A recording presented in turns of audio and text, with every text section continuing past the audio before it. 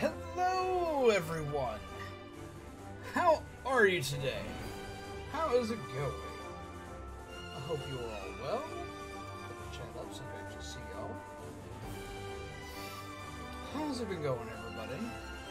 Just hits What's going on, Phantom?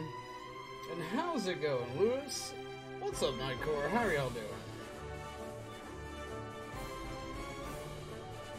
Ah, don't boot me, we just started! Rude! Let's see.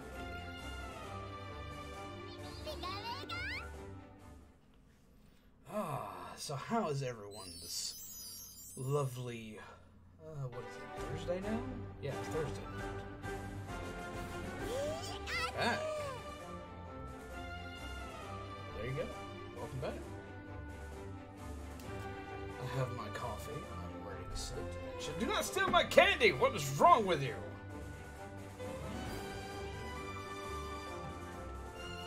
I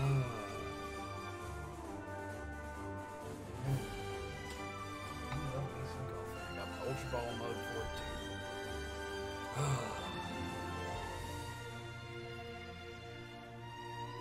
Why are we hiding tea in my coffee? We've already done tea! No! No more tea. Something set up here. Get the artwork going. I love this stream deck. But yes, how is everyone today? How have y'all been? What have y'all been up to? What is wrong with me? I like candy. I got a sweet tooth. Also, I don't care. I'm just eating candy. That's rude. Probably take candy from small children too. Shame, shame. So, where we last left off, we had just fought Blaine, and we are now on our lovely way to fight our final gym leader. I hope you are all prepared. I did love this gym, though. This is very extravagant and very hilarious. I enjoyed this thoroughly. Sparkle is exhausted from how nervous it was. It seems it can still go on, though. Pet, pet, pet. We're starting off to a good start with petting our Pikachu. We're showing him some love. Ta-da!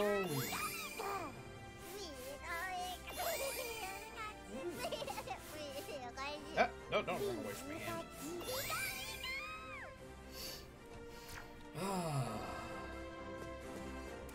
Yes, have any of you had any lovely Pokemon adventures recently? Have you captured anything neat? Have you done anything cool?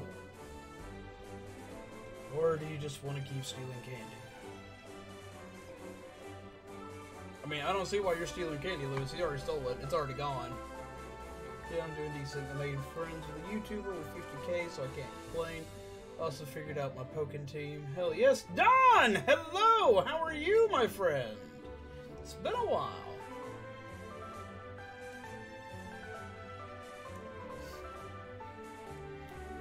I thought you might have made your way to Cinnabar Island by now. Did you beat Blaine? Really? Congratulations! You need to have 8 gym badges to get into the Pokemon League, right? I've got 7 already, which means that the only one left is... It must be the gym in Viridian City, right? It was closed last time I checked, though. Have you been to Viridian City Gym yet, zombies? You haven't, right? I guess I'll try stopping by Viridian City one more time.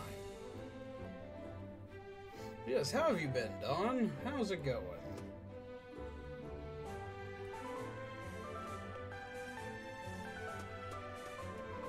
I can't tell I've got new buttons that I'm enjoying them.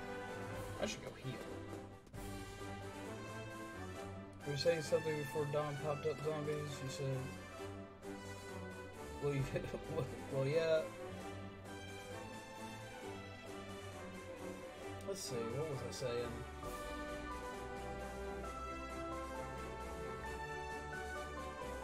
It's really cool that you met such a prestigious YouTuber. That's really cool. That kind of thing doesn't happen very often. Usually people that are that high up, they don't get to talk much to their people. Which is sad, and I want to do my best if I ever get any bigger to make sure that that doesn't happen here, but I mean, you never know.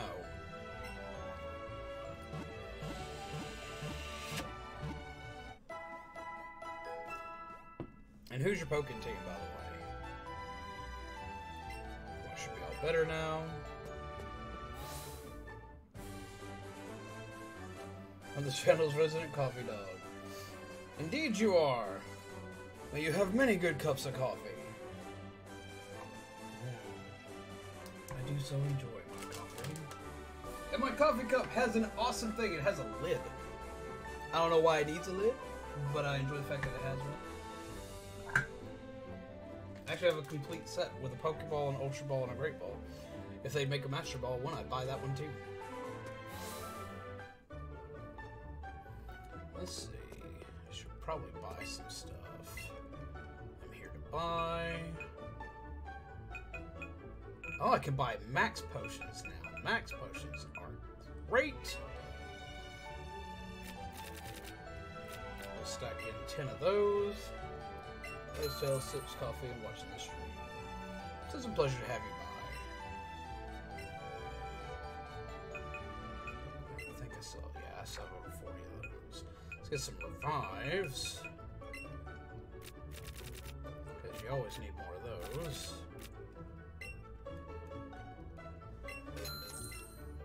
Okay. And we'll get some more Ultra Balls. Because I cleaned through most of them while trying to gather Dittos. Because yay Dittos. Pokemon Decidueye, Scizor, and Machamp. Not in any order, I just use all 3. That's cool. Champ's really fun. He was the first Pokemon I ever played as in that game. Well, no, I take that back. The very first Pokemon I ever played as was in the Wii U version, and the first one I played as was actually Chandelure, because Chandelure's one of my favorite Pokemon. Do you consider me as a psycho? I do not. And I really hope you haven't been hanging out with Face McShooty.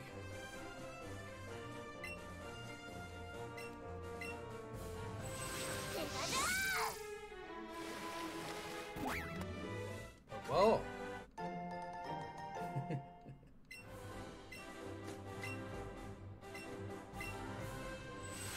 Check me, Jojo. Ora, ora, ora, ora, ora! Ends up happening, and all you hear is.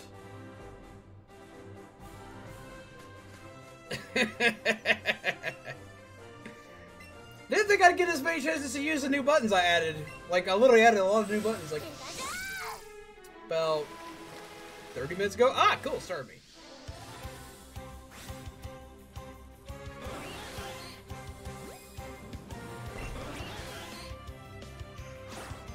That's not where I'm aiming!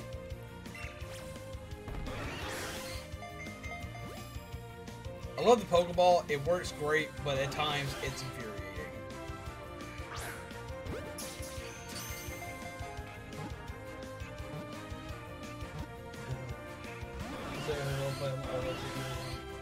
I don't feel bad. Like, when it comes to voicing characters, the characters I have the most fun voicing and do the best with, and you can ask anyone who's been here a while, the characters I do the best... Alright, let's try it this way. Let's try aiming over there this time. It kind of did better. Whenever I do voice acting in games, like, everyone says, like, their favorite voices of mine are the bad guys, are the crazy ones. Like, I apparently do really good bad guy voices.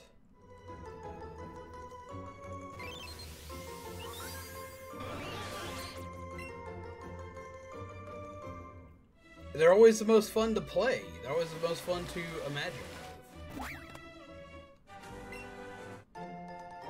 So, I'm not in a good mood tonight. I increased by 2, but the second one was a pure troll. They asked me for a realm invite, then they got themselves banned by killing people. Rude. Champ is JoJo to situated Robin Hood and Scissorhand. Oh my god. So what exactly happened, Final? What was I was gonna swap around some Pokemon for party's sake. Because I do want to use Golduck now. I want to use Steve some. So let's add Steve. Steve!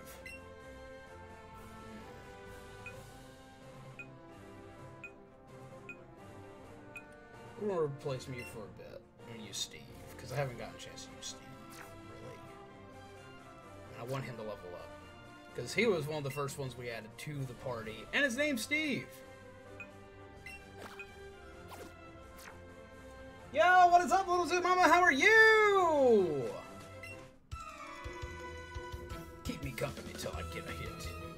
A hit of what? So you like doing bad guys, huh? Oh, can you do Ganon? Or any version of Ganon? I don't really know if I can do Ganondorf. I'm used to like not hearing him talk a lot. I'm used to, like, hearing, just him laugh. Just, you know, stuff like that. So I don't really know if I could do him or not. I'd have to actually hear him. Good, how are you doing this evening with the zombies? I'm doing fairly well. We're training Steve. When they go get them a map of the realm like I have for everyone, and they turn their sword on me after failing so many trolls, even my backup forced a death to stay.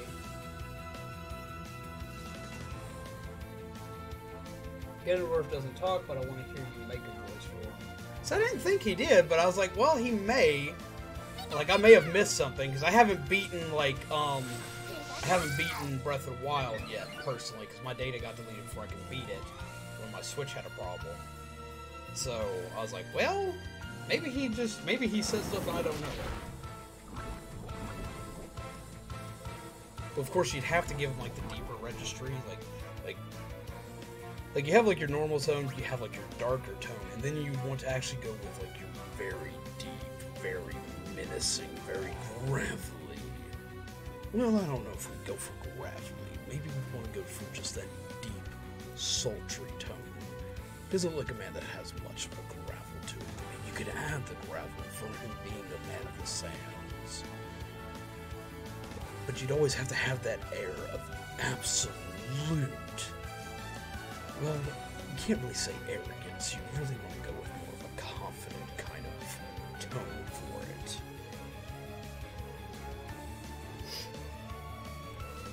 it. ASMR. No ASMR.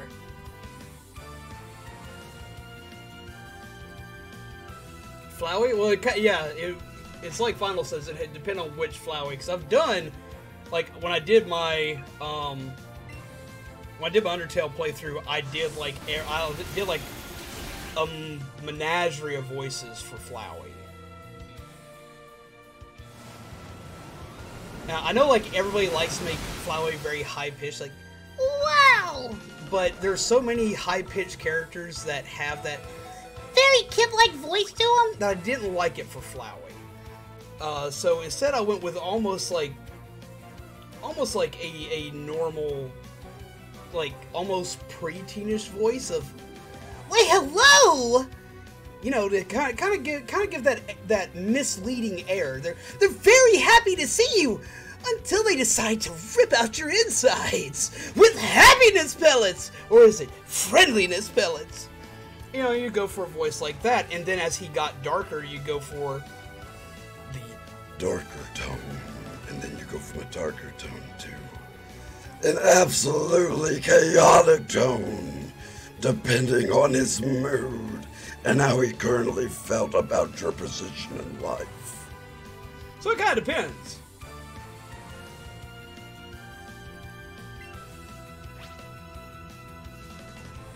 Alright. Golduck's not going to cut it.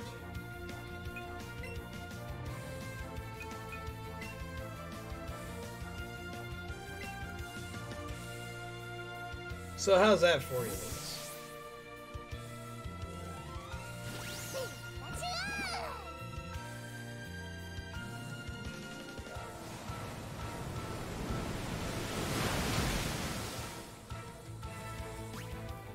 Oh?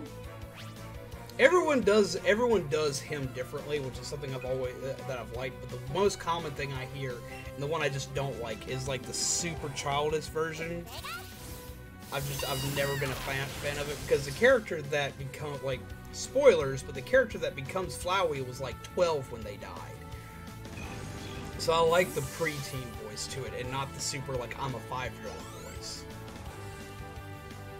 that I keep hearing. Final Gym, I wonder whom it might be.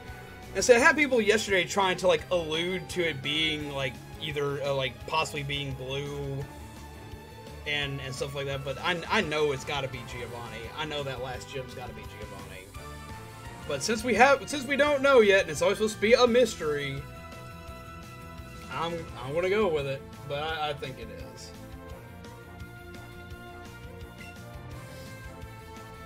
And see, people always like to laugh at my Sans voice. Because my Sans voice was a very deep tone as well, but everyone always likes to laugh and say it sounds like Snake from Metal Gear. Which it wasn't intentional, it just apparently kind of happened.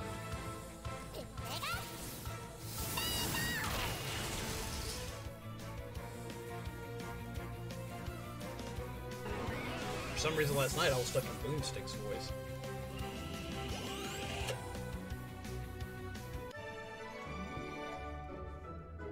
It's more fun. Like, whenever you voice a hero character or a good guy, they, like, even when you have the anti-hero, they usually have, like, just a couple of notes of which way you're going to go with them. They're like, justice, or you can't do that to my friends, or, you know, stuff like that. With a bad guy, like, they have a full range of emotions, especially the secret bad guy. The bad guy, you don't know it's a bad guy till it's too late. Where they go from being, like, their normal self and talking in that very nice and just very positive tone, or the very simple tone, and then they start to slowly, just ever so slightly, just every little bit of a thing just kind of throws them off until they eventually just lose their minds. And you can go through such a range of emotions as a bad guy.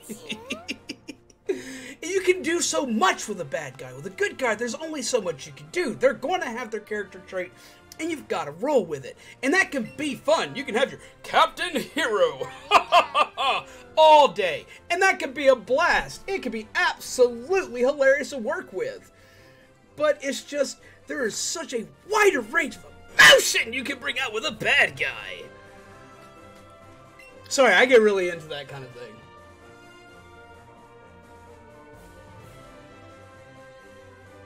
Well, Sans is a good guy. Bad guy in the genocide routes the main character's eyes.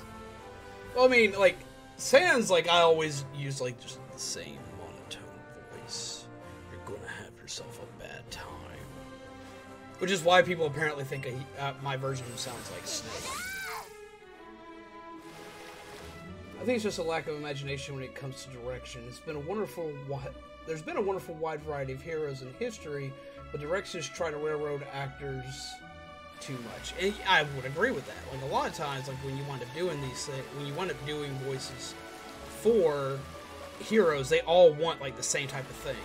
And there have been some with, like, a great grand variety to them.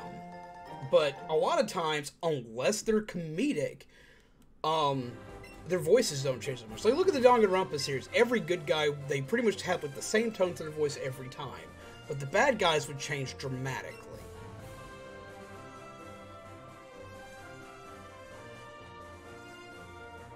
Yeah, I know Sans is a good guy. I never said he was a bad guy.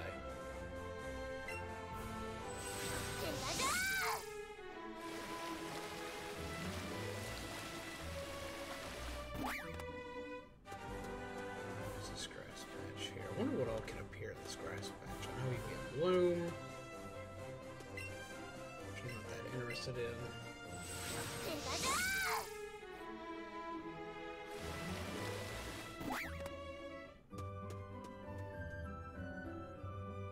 After all, how many good guys would plan to kill them all? Besides Lelouch.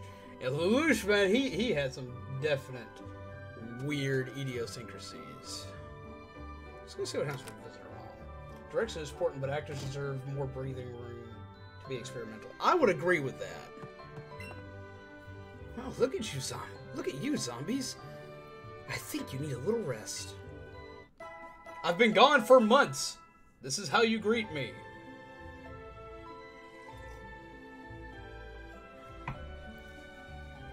That's much better. You and your Pokemon are full of energy.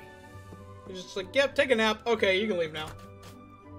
And see, I would like that if they were to do more with good guy characters. And not just like the crazy good guy characters. You know, like, I would like if it were easier to like explore that kind of stuff with them.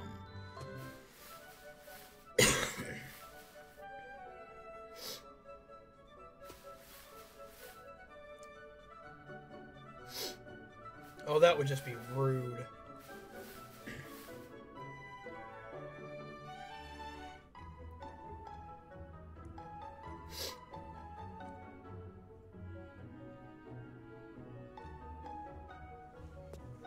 Mom, sleep and leave. Don't return home until you are the very best! Okay, Mom. I got you, Mom.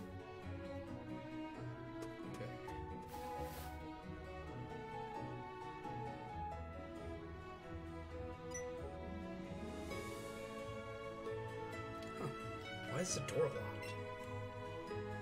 Open sesame! Huh, yeah, I guess that isn't going to work. Man.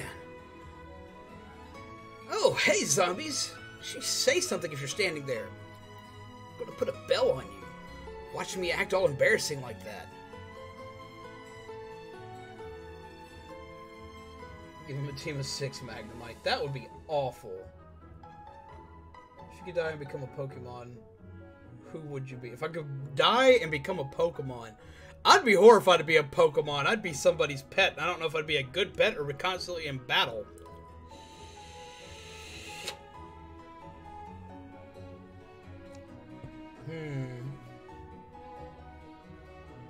I'd want to come back as something relatively powerful. Something relatively powerful. Not overpowered, but something that, like, if someone were going to catch me, they'd have to do their damnedest to get me.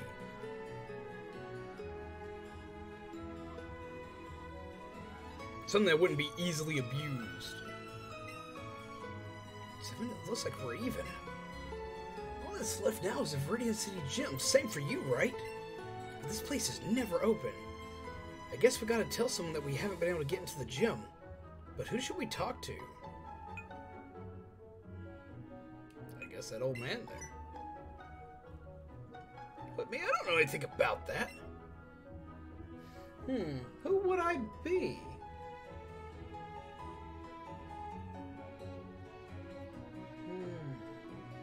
Koss would want to be Ditto until he was paired with a male Pokemon. I don't know if that would be a big deal either.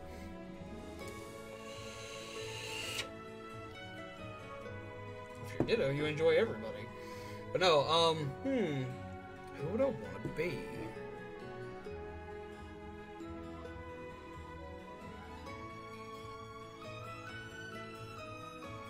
I'd honestly probably want to be a Metagross.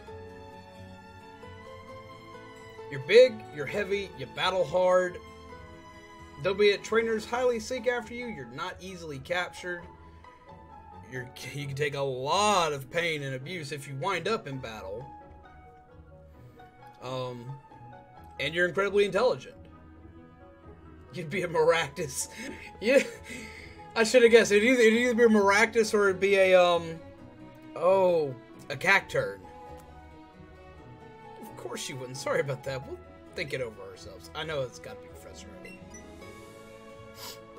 And that's what I was thinking too. Let's go see if he knows anything. If you knew it, then why did you ask me in the first place?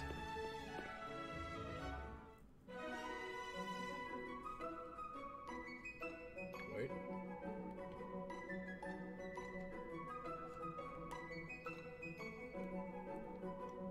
Oh, if it isn't Zombies and Joel. You two are both looking a lot more grown up than the last time I saw you. And you have impeccable timing as usual.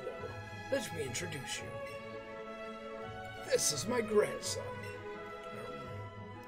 What was his name now? They actually put it back in it! Cacturn is frightening. I'm too soft to be one. I love Cacturn so much, though. I can see it, Don. You'd probably be an Arcanine. What was his name now? Gramps, no one ever laughs at that joke. Would you give it a break? And besides, we've already met. My own grandson, you're no fun. Yeah, sure, Gramps. More important than that, though. Zombies, Joel, you two did awesome. What? With Team Rocket? I never thought that their boss would actually be holed up there at Silphco. And the two of you managed to take him down! Yo! What is up, Gurgit? How are you? Our Cactus is secretly naughty. Cacturn is always evil. Most of the time, so. That is a 21-year-old punchline. I hope it was worth it, Professor. Are you sure? Welcome, Gurgit. No, it wasn't me. Zombies beat Giovanni all by himself. All I did was help out a bit.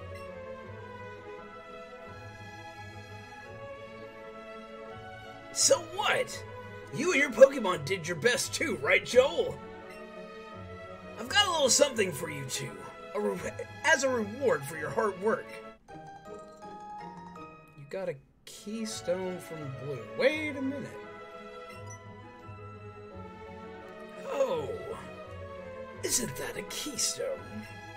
A stone that can trigger an evolution that transcends all other evolutions. Mega Evolution.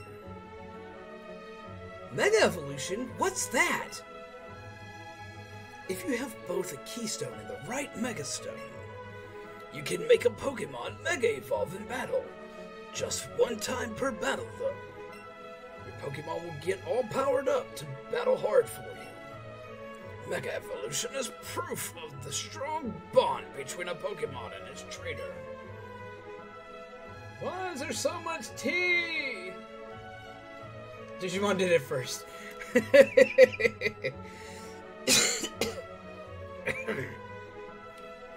brief poem, if I may. When two stones are held, when two hearts become as one, we Mega Evolve. That is a very piss poor haiku. Don't you mean Shangbot?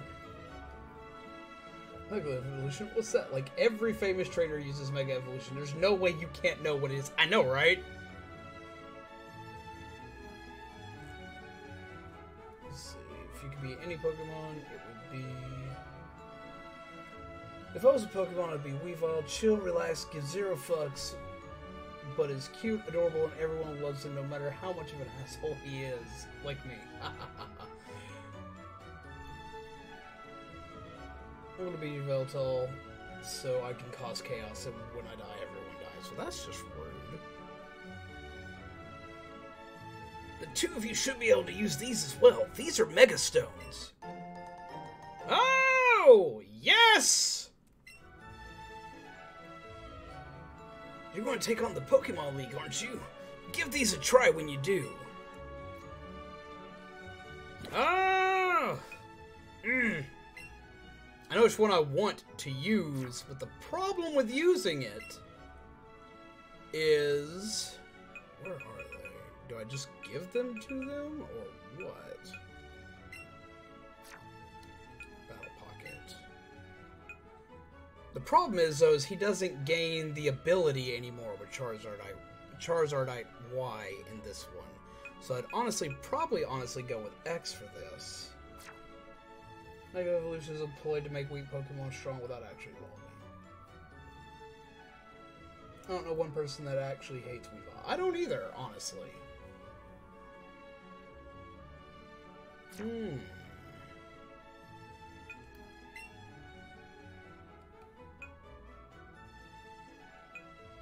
Alright, I gotta swap out Joey for now, because we are going to have Charizard.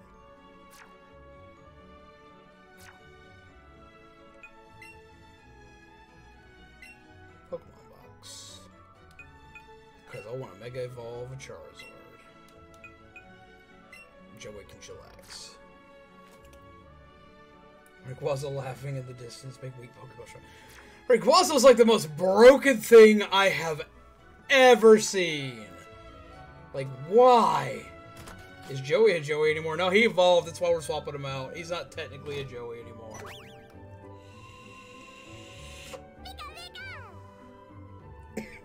Where the hell are you going?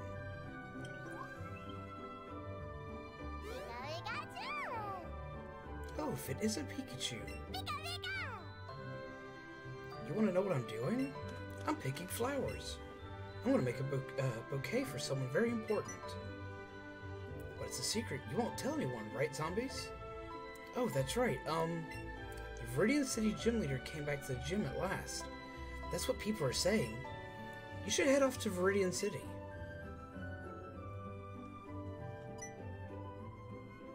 Mega Mewtwo and Mega Rayquaza are the strongest Pokemon, if I remember correctly. They are, but Mega Rayquaza is the only one to, like, get literally its own entire tier by Smogon standards. I mean, I'm not usually a major Smogon player, but, like, they're like, just no. They just, all of this is no. It was, like, pretty much the ban. It was like, you can't do this. This is too big. Because it does, I mean, I love Mewtwo and Mega Mewtwo, but it technically outclasses them by all scales. Like, it just punches through everything. Mewtwo gives him one hell of a time, especially his Y form, but he also can't take a hit from Rayquaza in his Y form, and his fighting form is just absolutely devastated by him. I'd rather not. Hey, do you want to trade? What's up, Dragon Lord? I'm kind of in the middle of something at the moment.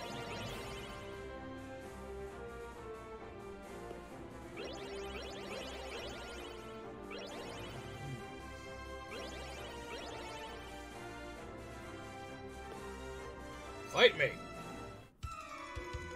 Viridian City Gym was closed for a long time, but now our gym leader is back.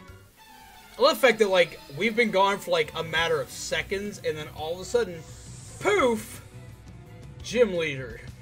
Gym leader comes back. Everybody in the immediate vicinity has just been sitting, chilling around the gym, just waiting, hiding in the bushes and crap, just waiting for him to come home. You're challenged by Ace Trainer Samuel. Alright, now I'm going to try out the Big Beastie. He's at a disadvantage in this gym. Do not care. We're going to try the Big Beastie. I could let Steve fight this, though. Actually, I can't really. He's not powerful enough to deal with this.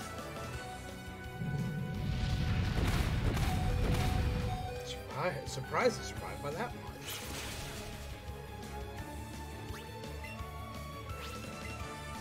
Celine! Still not sure Still not sure who to trust in Mega Evolution. Those Pokedex entries still worry me.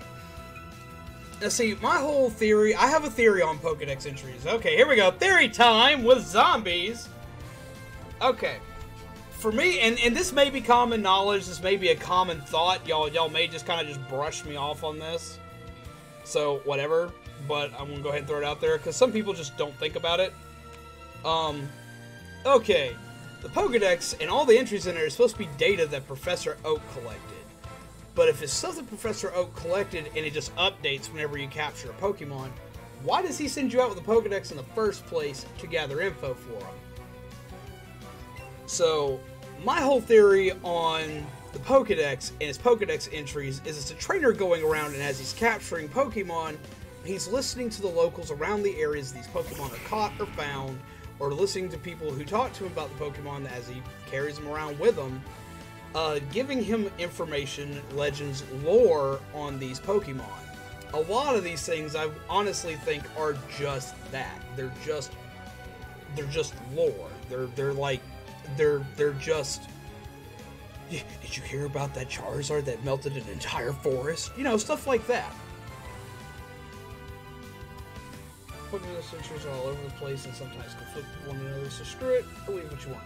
Also, like the one where Raichu can, like, down an African elephant, but you never see an elephant anywhere in this game because all animals are Pokemon. Does that mean that, like, they eventually... Ooh, neat. Alright, we're gonna go for the dragon. And we'll go for...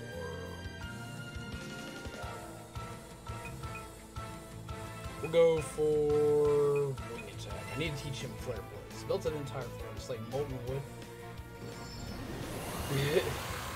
Called Donphan and Phanpy. But see, that's just it. He can't attack Donphan and Phanpy because they're ground types. A Raichu could knock down one of those. You missed!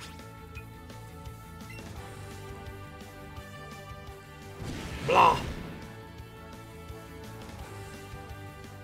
Oh, I can hit him now because he's not a flying type anymore. I didn't think about that before I went full ham on him. That will be my downfall. And I can no longer dig safely. Woo! Maybe Donphan was hit with a soap. I mean, like, even if it was hit with a soap, mud doesn't generate electricity properly either. Have you seen the Gorgai's Pokemon entry? I have. Have you seen Haunters? Haunters is like, okay, we lick the opponent. They will now violently shake until they die.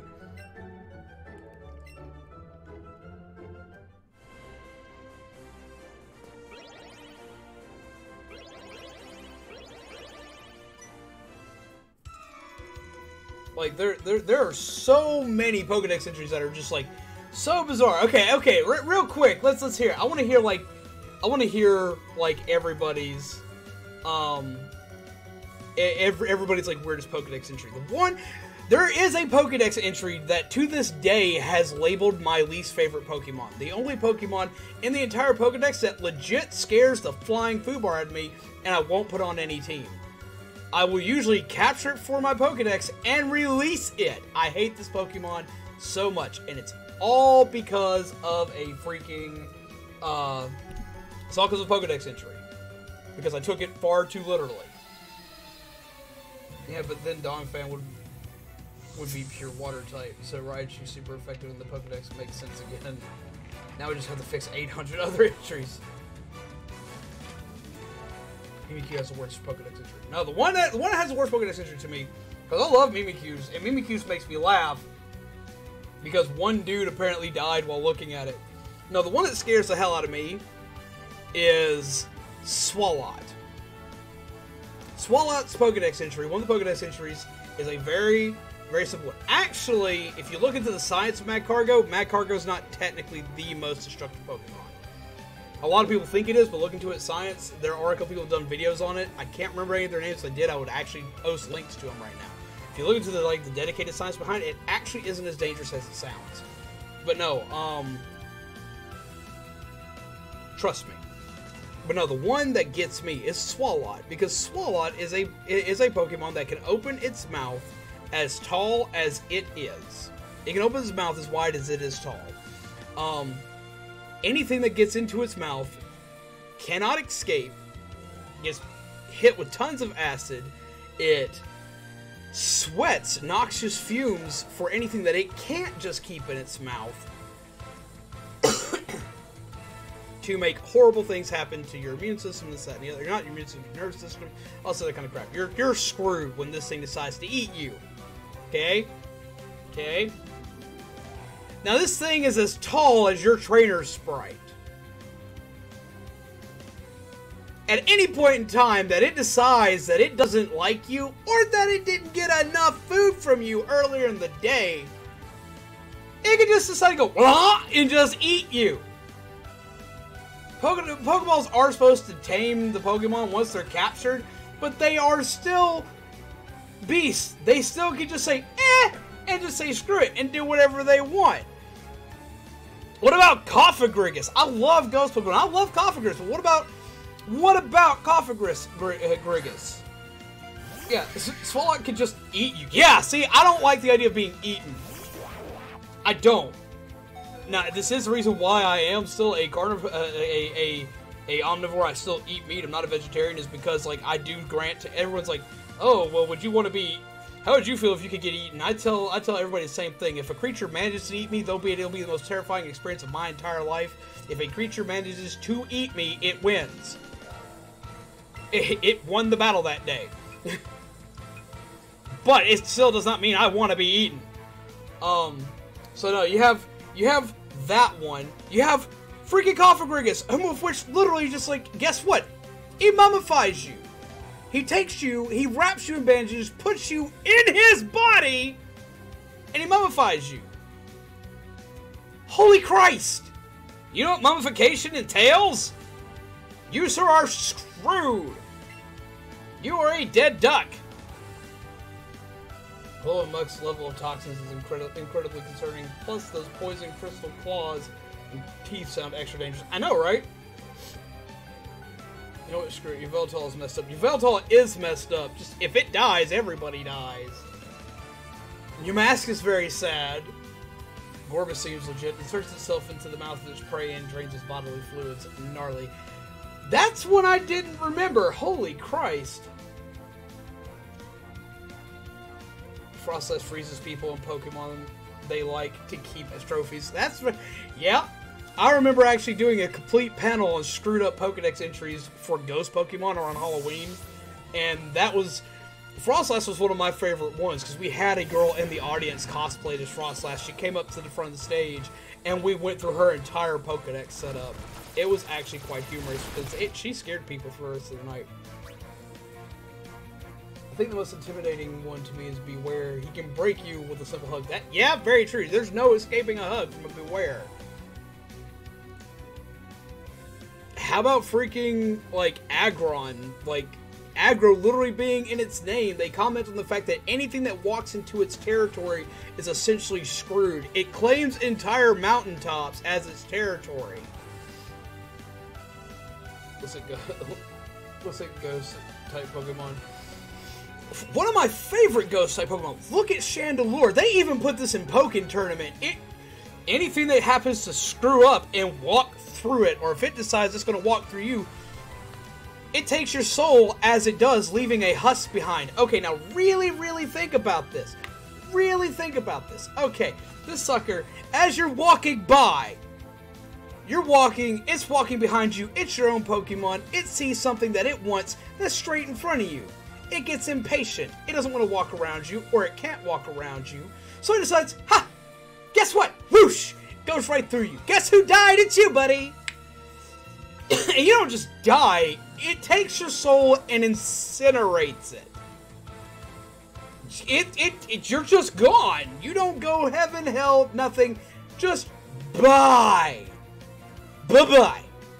You cease to be. How's that for pretty garbage?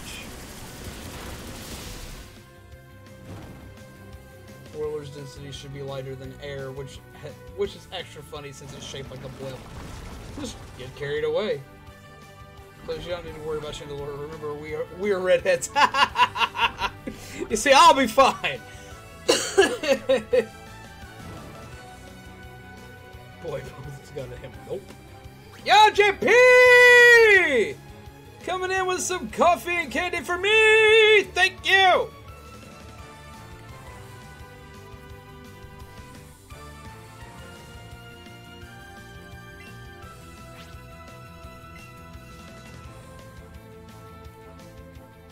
Where it can not only kill you with hugs, but it makes it even more intimidating. Is that this fucker can match with Balls Swole. Ooh.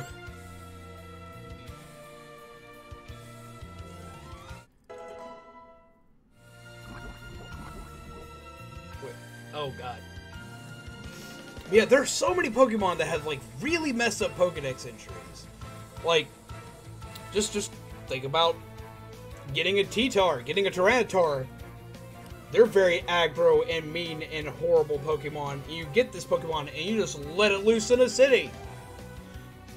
Say you're a trainer that has this Pokemon, and this Pokemon, you don't have enough badges to take care of.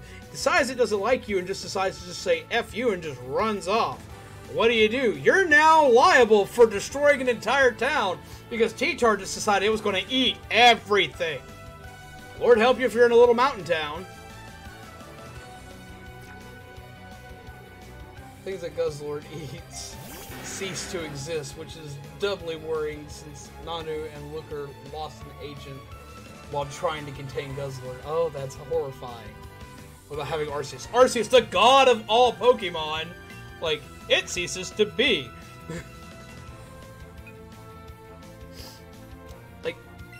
like Cactus said earlier, think of having a Gardevoir. Think of like all the really creepy like dudes that live in their mom's basement that want to have a Gardevoir waifu.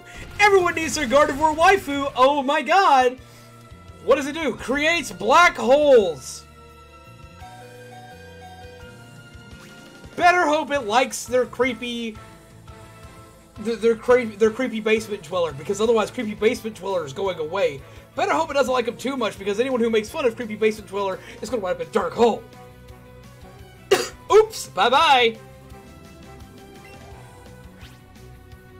It does that without even having spatial rend. It just says, hey, guess what? You're dead.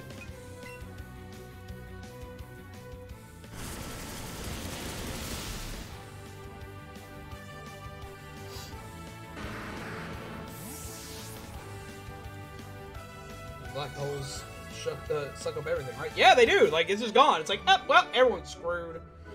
Creates an instantaneous little mini black hole. Just, there you go. Bye. Ah.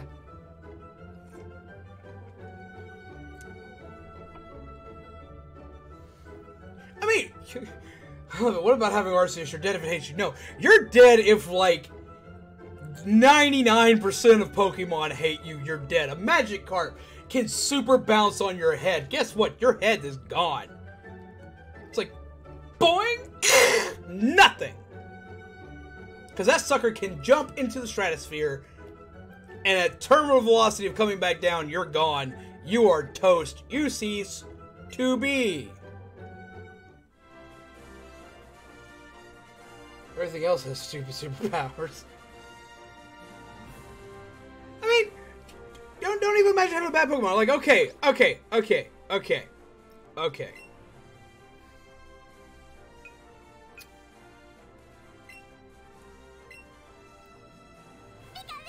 Pikachu! Right?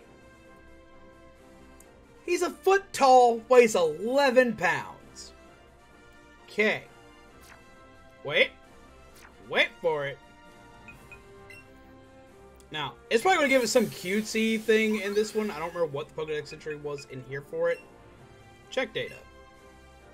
Forest-willing Pokemon stores electricity in its cheeks, so you'll feel a tingly shock if you touch it. Just touching this thing, you feel a tingly shock. Now, if you watch what this thing does in the anime, in the TV show, or in the anime, in every one of the video games, in Smash Brothers, doesn't matter. Watch Pikachu. Watch what Pikachu does. It drags thunder through the very skies. It summons, out of nowhere, Thundercloud. Screwed. I don't care who you are. A bolt of lightning. A bolt of lightning. Hitting you. Sucks. Very few people survive it. It can be survived. It can be. But it doesn't happen often. Pikachu uses Thunder. You, sir, are screwed. Goodbye. Thunder Shock. You still get tased. Can discharge 100,000 volts. Thunder in English. And then there is Gigavolt Havoc. Yeah, like, just think about it. Just tase. Okay, look at this. A Weedle. Little teeny tiny worm Pokemon. Okay. Stingy, stingy, you're poisoned. You will probably inevitably die, depending on what it is. Plus, the horn on its head is big enough to where if it were to decide to stab you, even with it just being a teeny tiny Pokemon, they're like not much smaller than Pikachu. If it decides to just go pow and ping you somewhere vital, it's going to leave a hole like that. Wherever it hits you, you are going to bleed. Caterpie. It'll wrap you up. Lord help you if it manages to string shot you in the mouth. You're not breathing. The only ones I can see maybe not killing you are Metapod and Kakuna. And that depends if it learned Tackle, which it's heavy, and Poison Sting before evolving. Any Psychic type, mostly Mr. Mime. Yeah, any Psychic type, you're toast. Sandshrew. With claws strong enough to dig through solid stone, do you think if it were to take a swipe at your face, that your face would still be there? Clefairy randomly going, eedy, eedy, eedy, and just detonates. Bye. It'll suck the life out of you before you even go anywhere. Zubat's like, ha-ha! Jigglypuff, like, maybe. Jigglypuff, like, maybe one that you won't immediately die from. Depends on how mean it's feeling. It's got a mean right hook.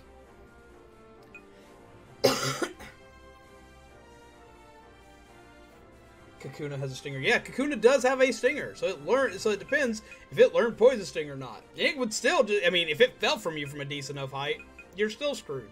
Ninetales. 1,000-year curse. What is even the point of a 1,000-year curse? You don't live that long. Why would you do that? Any poison type Pokemon. Most of the plant life for Pokemon are horrifying. Mankey, he loses his crap. You die. Hitmonchan hitting you at Mach speed with a Mach punch. You will have no head. There is not a safe Pokemon to own. I don't care how docile they are. If they can be used in battle, they can be used to wreck your face. It bad. It is bad. You will not feel pretty by the time they are done. Ninetales, Naruto's Rasengan is nasty. Where? There it is. It's like every Pokemon in this game will kill you. Spiritomb, 108 Evil Souls. Yeah, I know, right? Like, all of them bad. Lucario, he looks like a freaking awesome, like an awesome dog Pokemon. All he's gotta do is decide though he don't like you. He has spikes on his hands! You don't want to catch those hands! Pap pap! He comes rocking his own brass knuckle! A truly strong trainer wins with style. I'm sorry, man. Like, just thinking about the multitude of Pokemon that can just wreck your entire worldview. 10 million volt Thunderbolt attacks. Name might be hyperbole, but even a fraction of that would mess you up. I know, right? Okay, I have been tased by a car battery. That sucked, and I couldn't talk or taste anything properly for weeks.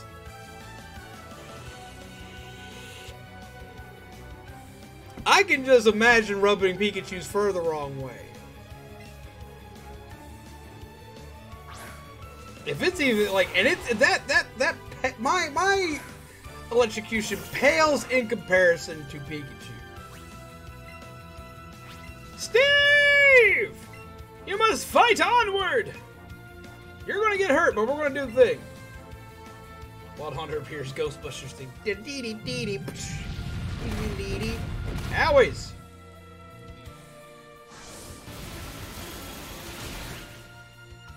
I mean, just think of a Golduck. Think of a Golduck. Getting hit with a Psychic Beam anything. What does Psybeam do when it hits anything? Is it just like a Psychic Kinetic Blast? Is it essentially like freaking Repulsor Beam? Is it an assault on your mind? What is it? Confusion is an assault on your mind. It can confuse you while causing you mass amounts of damage. Like, bad things happen with these things. What about Darkrai? Yeah, Darkrai, one of the few Pokemon they have confirmed actually killing people, doesn't even have to do it on purpose. Its ability, its Pokemon ability, walking by you while you're asleep. Well, now you're in a nightmare you're not getting out of, and I'm eating you. Bye. Just think about that. Ice types are a danger on their own. Powder snow freezes the floor and makes it slippery. Let one use that on the floor while you're walking. Yeah, I know, right? I mean, there's an ice type literally hitting a human with Blizzard. Or sheer cold. The magnitude of one-shot techniques. Sheer cold, guillotine, freaking Fisher, horn drill. Bye. Magnitude itself. Imagine getting hit with a magnitude 10. Like, that's an entire city gone. Bye. Normal types are dangerous too. Look at Raticate. It learns Hyper Fang. It has teeth strong enough to rip apart metal. Jokes on Lapras. My level is higher. Sure, cold can't hit me. Must be running out of steam by now. Nope, but I still want your jacket. Like, I can go on and on. Y'all want me to? We can. You want to know about more things that'll kill you? Think of Dugtrio. For one, it's a Pokemon that doesn't make sense. Okay, 3 Dugtrio met each other and decided to make one dude's like, look, we're going to be really cool, man. Watch this. And you got 1 Pokemon out of 3. How? How does 1 turn into 3? Is it literally 3 of them? Is it 3 that are now collected together in a hive mind? Is it 3 that are connected to 1 body, and that's just really incredibly awkward? Why would 3 heads be better than 1 on something that needs to dig underground? And then imagine the attacks it can learn. And excluding the Alola one. Don't even think about the Alola one with all of its metalness to it. They're still, like, scary strong, and their ability is Arena Trap. You're not going anywhere. 3 Diglett meet at a bar. Now Dugtrio. It will... Then have only Pidgey or Hoothoot. Pidgey caused gusts of wind strong enough to carry you away. They learn Whirlwind. Normal types are jack of all trades. They can learn such a wide variety of elemental attacks. They bring all sorts of destruction. Yeah, I mean, a lot of them can learn attacks like Ice Beam. Steve, you just ain't got this. There is no such thing as a safe Pokemon. I love Pokemon. I really do. I'd love to have Pokemon. Man, it would be impossible to police Pokemon. Pokemon would be the dominant leading force of the evolutionary chain. People are at the top of the food chain right now. They would not be in a Pokemon world. Especially ones that have up to human intelligence. Like a lot of the humanoid Pokemon just in general. What would you do? Nothing. We'd all be ruled by an Alakazam or Mewtwo.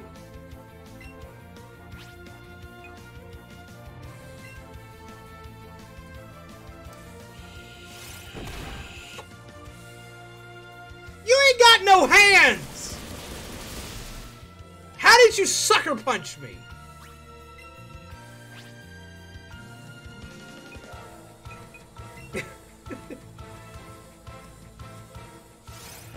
Jumps off a cliff, flipping off Pokemon. Screw it. I mean, just think about it. Like, I mean, like, if you honestly think about it, like, in a Pokemon world, in a Pokemon-laden world, where all 800 some odd species, plus more that'll probably be showing up whenever the next game finally arrives, how would you dominate Pokemon? How would you win? How would you beat them? Like, how would humans come to rise in power? This is where a lot of weird stuff comes in, where, like, that Pokemon weren't always Pokemon. Like, Pokemon, like, were creatures that evolved into Pokemon eventually, and humans were able to capture them. But with the proof of the fact that there are so many ancient Pokemon, well, before that ever happened, no, they would just eat us. A lot of them would just eat us. We would be running scared for our lives on a daily basis. You have one Alakazam pop up. That's it, your day's done. Mewtwo shows up. Yep, bye.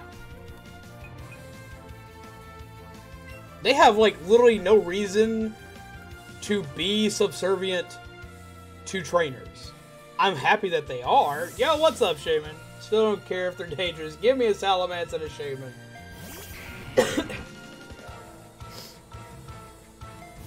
I'm gonna stay home. Magikarp, all bones and scales, no meat to eat. Rip Fishy. That was pulled apart to find that out. Pokemon only works as an idealistic series. People are nice, and the Pokemon enjoy the system. Any other way, there would be blood. There would be blood and a lot of it. Speaking of which, I'm, like, really excited for the Detective Pikachu movie to see how they handle realistic-looking Pokemon. Like, I know a lot of people have been giving it absolute crap, but I think it looks really cool. Go to the beach, try to make a sandcastle, end up as a pile of bones beneath a pile of sand after it drained away your life essence while you were still alive. Vacation ruined. I know, right? Just absolutely toast. So that's decent considering. We'll get rock slided and toast. It's possible Golett and Golurk might explain how primitive humans survived, kind of like how we did, being imaginative and inventive. We designed ways to protect ourselves like artificial Pokemon. That is true. That would actually make some sense. See, that's what I want to hear. I want to hear people like, how do we make this valid? How do we make it where it can be possible?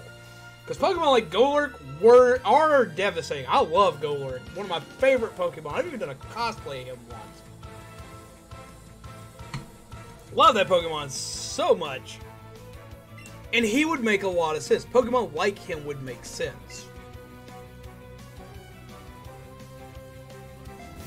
Occasionally domesticating a small one like a Growlithe or a Pikachu maybe. Golurk is a tough boy who punches very hard. Indeed he is.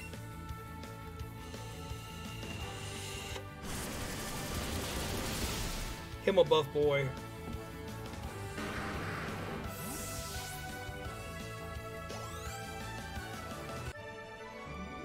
Ran out of gas. But I've loved Golurk. He's just such a cool ass looking Pokemon. Okay. Bag. I want to swap Pokemon. I want to swap Charizard for Venusaur. And see, this is also one of the most broken things in this game. Okay. You have all of your Pokemon at your disposal at any point in time. If you have enough Pokemon that are powerful enough, you can just keep swapping your party as stuff gets fainted. I'd rather go to FNAF or Undertale. You'd probably survive longer in both those games. That gives me an idea for a really dumb series of I know the series typing has been done before, but would you survive? That's what we need to do. I need to start doing things like, would you survive? And just doing rants of what will kill you and how quickly you can die. What do y'all think? Golurk also retracts its legs and turns its torso into a rocket to fly, and I love it. I do too. I actually have a little like phone charm of Golurk that is doing that, and I keep it on my 3DS. I swap between that one and this one's actually on my desk right now, which is my Sableye one. Yet again, showing you that I'm Ghost Pokemon trash. Because at least I can live for more than an hour.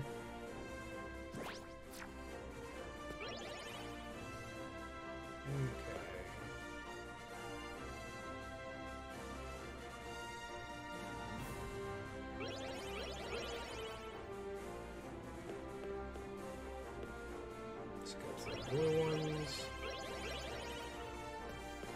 Hello, dude.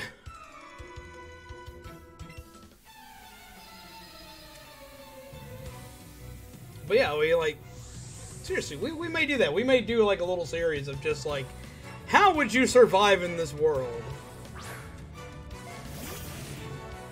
and not die in 5 seconds?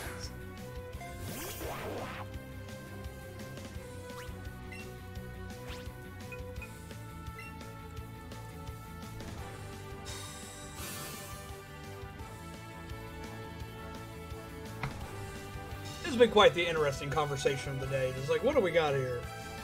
Oh, not much. Just how many different ways we can die to Pokemon today.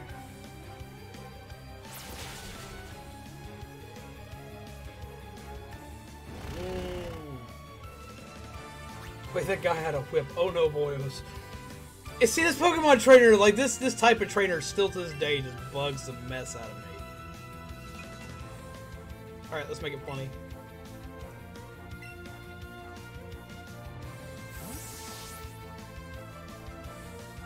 Would you survive FNAF? I don't know. Do you panic under pressure? No, you'll be fine. Just press a few buttons. Are you an anxiety-filled mess like me? No, you will be super dead. That would be me. I'd be super dead.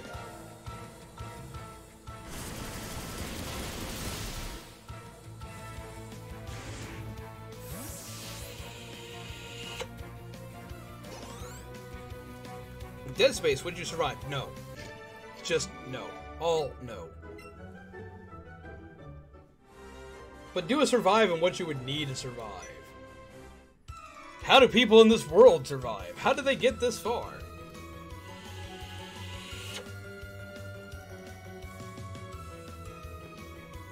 I'm the Karate King. Your fate rests with me. Does it? I mean, I could have skipped you entirely. I can fit in the locker. I know how to hide. I'm a small boy. But what if you meet Balloon Boy? He's sneaky. He gets in places.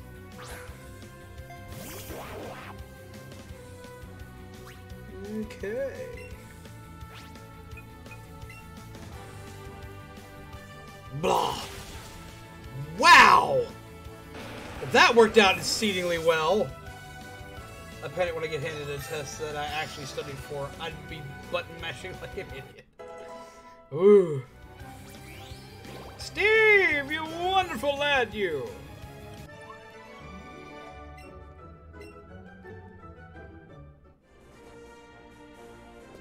Steve was just like, I got you, fam.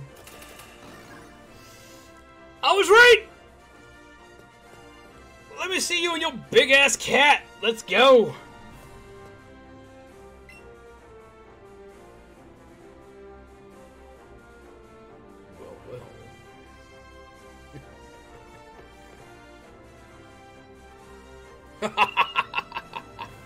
Welcome to my hideout. It shall be so until I can restore Team Rocket to its former glory. But you have found me again, so be it. This time, I'm not holding back. Once more, then. You shall face Giovanni, the greatest trainer! Now, why aren't you in the Elite Four? Why aren't you just the champion? It's a good idea. They won't know. Just say hi.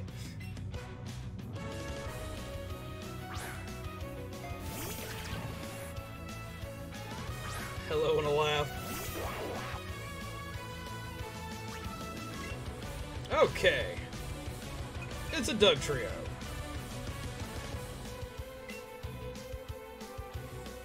More owies. You expected the 8th gym leader would be blue, but it was me. You thought it would be blue, but it was I, Giovanni!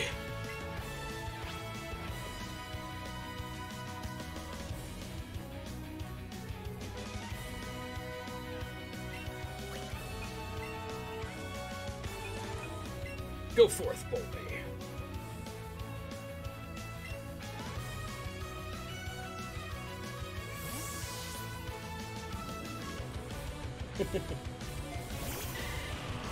How did you like the gym leader reveal so far, Zombies? So far, it was what I expected it to be. Red versus Giovanni, but it's a JoJo fight. I know. Yes.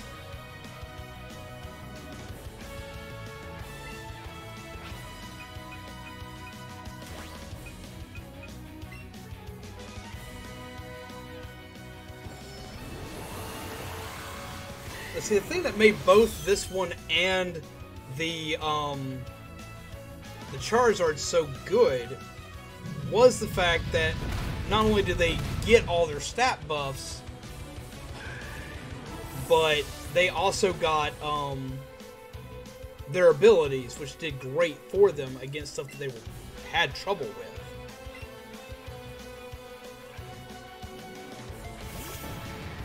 So it's little, like, they do get their stat buffs, but because they still do the stat buffs a turn late, it's almost not worth having the Mega Evolution. You're still going to get punched. Her Sans was the 9th gym leader. Oh my god. Poor Mega Blastoise didn't fare as well as Venusaur and Charizard did. Though I did see some really good plays done with Blastoise rocking the what was it?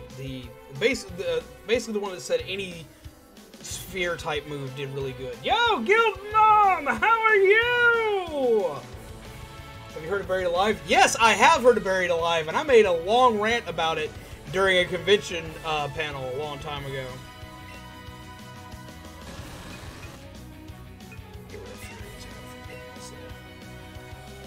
I loved it. I loved how he was sitting on a couch with his Persian beside him, just like he did in the original Pokemon series. That was really good. I did like that. I'm good. How are you doing, my friend? I'm doing really good. I've been discussing Pokemon, like random Pokedex entries, how Pokemon will kill you, and just random theory stuff this entire show. I've been having a blast with it. And I have an idea for a new series that we're going to hopefully get off the ground. I may actually start immediately recording that after this.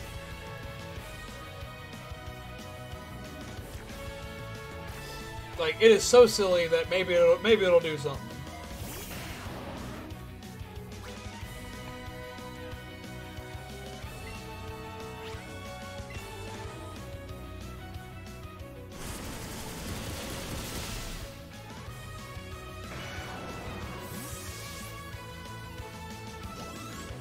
Yes, always record your ideas when you get them. I'm actually going to write that down while I'm thinking about it. Yay for having a phone with a pen.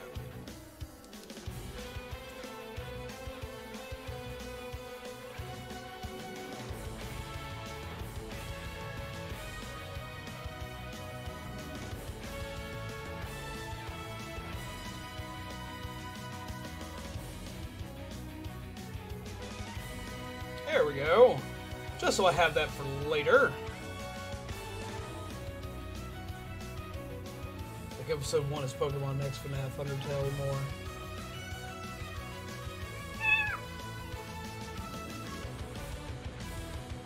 Hey, your viewers helped you get the idea. They did!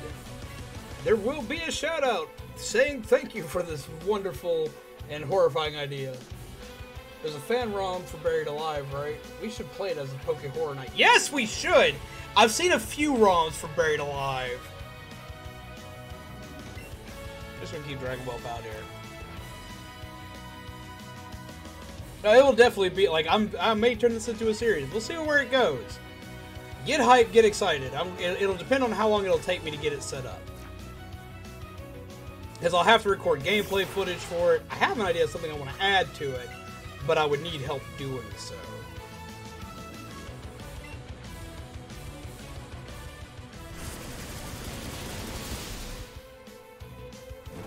And burn!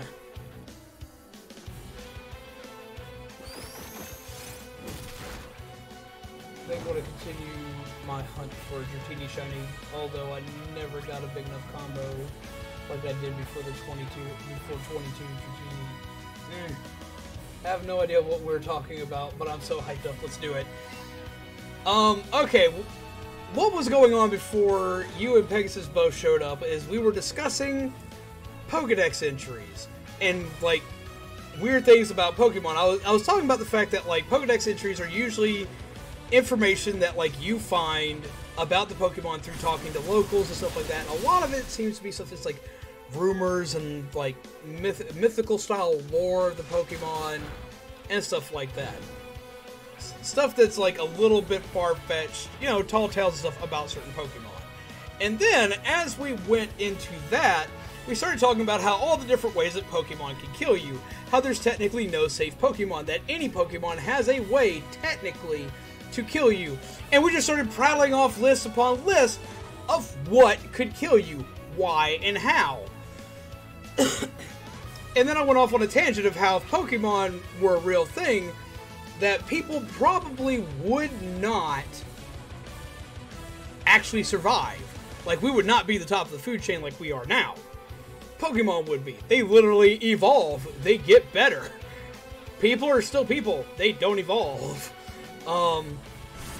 We can't breathe scalding hot water. We don't breathe fire. We can't shoot hyper beams out of our eyes like Snorlax. You know, stuff like that. So we started going on about this, and then Cactus finally came in with something that made it where it could be possible that people could have evolved to catch up with them and be able to handle Pokemon by making their own, such as Golurk and stuff like Porygon and stuff like that. So upon thinking of that, it's like, how would humanity survive? How would you survive a world? And so that's the new thing. We're going to do a thing. How would you survive? I already have tons of footage set aside that I can use for it from stuff that I recorded that didn't do anything with. So I think in about a day, we'll have one for Pokemon. We won't evolve this year because of Fortnite. Oh my god.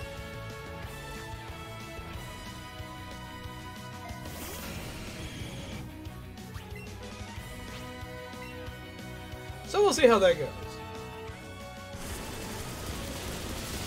One of my fan fictions I'm working on is that Pokemon destroyed all humanity. I bet you have tons of things that would help me with the fanfic. I got you, fam.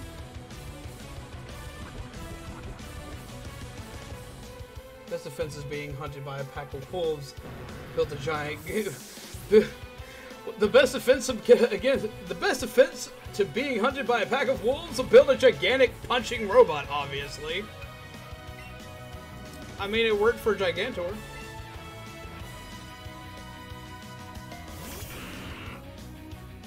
Let's have some fun, shall we? Let's see if I can get the Sucker Punch off. Yep, so I'm gonna deal with it though. And I'm still Poison type that doesn't have Levitate. I hate not having my abilities on. I have them so ingrained. It's been so many years. All right, Sparkplug, you got to do it for me. You got to make this happen.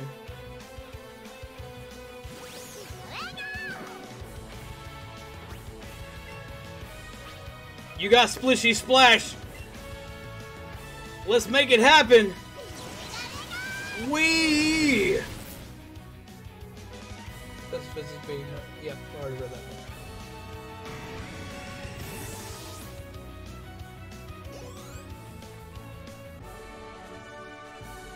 That was a truly intense fight. What the hell are you, kid? You got 8,000 for winning!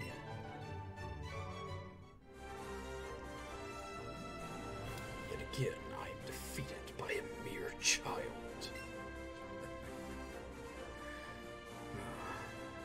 as proof of your victory, here is your Earth badge.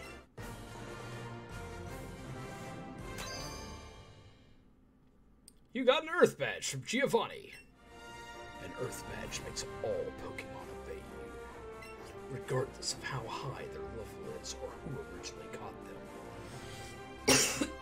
And see, how did they develop technology like this? Badges that automatically say, Pokemon gotta listen to you.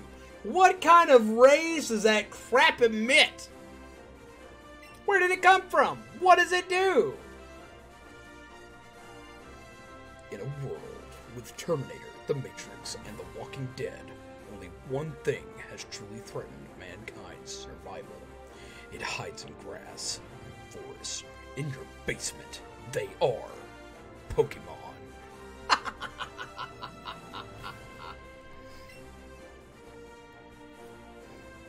I hope that was as epic sounding as it was supposed to be, because that sounded really like reading that was really epic, but I'm not sure if it sounded good. Imagine every game in real life. So that's going to be the trick. In this TM, a gift for a trainer who dares to take on the challenge of the Pokemon League. You got Earthquake! Yay! Yes! Haha! Thank you. TM41 contains Earthquake. It's a powerful attack that causes a massive tremor to deal damage to opponents. I made it a very long time ago, back when I ran this gym far too long ago. I can't face my followers after being defeated like this. Team Rocket is. As of today, Team Rocket is finished. I'm assuming that everything works because Pokemon have some sort of respect for being able to strategize and use technology. So us having badges and beating tough opponents earns their respect. But how does a Pokemon automatically know what that badge means? Like, okay. First off, what if you went and fought Giovanni first? His badge just auto gives you control over all Pokemon. Okay. If you catch it first, why go fight anybody else? But all you need to do is walk in with a really powerful water type to just douse him. Or a grass type. Like, what do you do? So that's the thing. How do they know that that badge means you are now the general? You are now the badass. Like, what does that? Yo, Caleb Panda! You've missed Steve! He's been here! Pokemon are way higher level beings. But I mean, like, how, like, say you got a Pokemon that came from a completely different region. Like a level 100 Charizard that was caught in the Unova region for whatever reason. And yes, I know you can't catch Charizard in the Unova region, but what if you caught one in the Unova region or the Kalos region and you sent one to Kanto? That Charizard has never been to Kanto. How does it know that that badge works that way? But hello, Panda! How are you? We have a thing, by the way. I now have a new thing. I have a new button. Where did that button go? Okay, there's the button. We hit the button. Boom! Why does it only do one? I'm supposed to do two at the same time. You are well, you have a thing?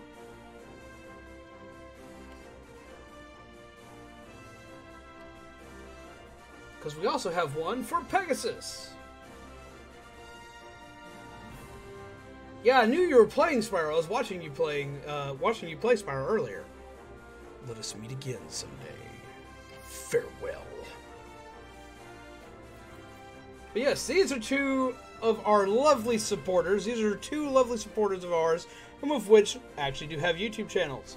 So I'm doing a new thing. Every time that we have a new member, if you are a YouTuber, new members will get their own personalized Stream Deck button.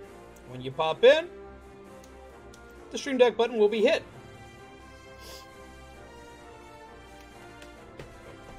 Giving you a mini shout out anytime you pop by. Well, I appreciate all the help you give us, and you're a member here. I had to give a little bit more back to y'all.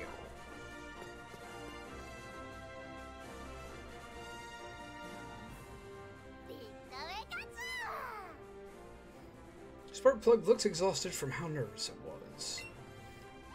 And the Pokeball just flew away again. Okay. Let me pet the Pikachu!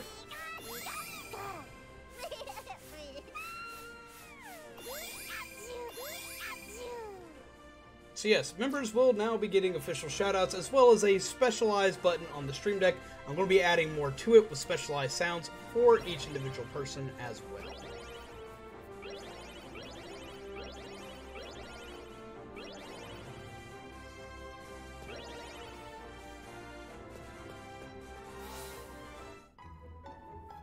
Only one away from 360. Hell yes. Yes, you were saying something, Panda. You said you did Spyro. Well, what did you do in Spyro? Like, I was watching you play it.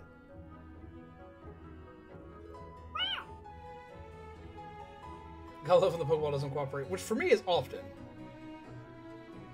Yes, I need something Undertale related. Well, if you do sounds, that is. Yes, I will be adding sounds. I literally added this. I had the idea for this feature like 5 minutes before I went live, so I didn't get to finish it.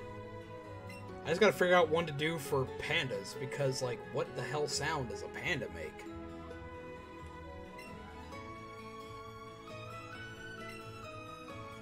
That's it. I've decided. I'll look after the Viridian City Gym from now on. I don't really like to get tied down, so I've always said no when they ask about it, but I'm finally ready. I'll be the gym leader from now on. Huh? I mean, sure, but I think you've got a bigger challenge to face right now. So then, zombies, time for you to take on the Pokemon League. Just keep going along Route 22 to the west of here, and you won't miss it. The Elite Four are tough opponents, but don't you dare lose. I could probably do a Dead by Daylight sound effect, since she plays that more often than most things. That's what I'll probably do. Imagine all the video games real life. So many main characters around the world. Hey, could you manage my gym for me? I think I might be taking a leave for 10, 15 years, depending on how my trial goes.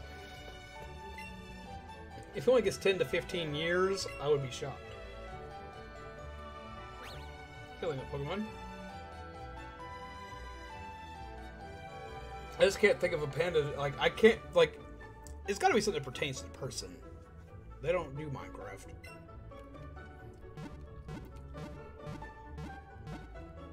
I don't mind hearing about Minecraft. I just personally will not do it here. I will not do streams of it. I have my reasons.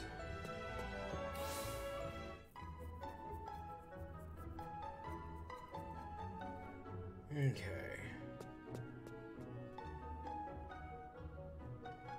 Did they? Oh, that might actually come in handy. I doubt you actually have anything here. Oh, you do. Okay, so they share the stuff. Okay.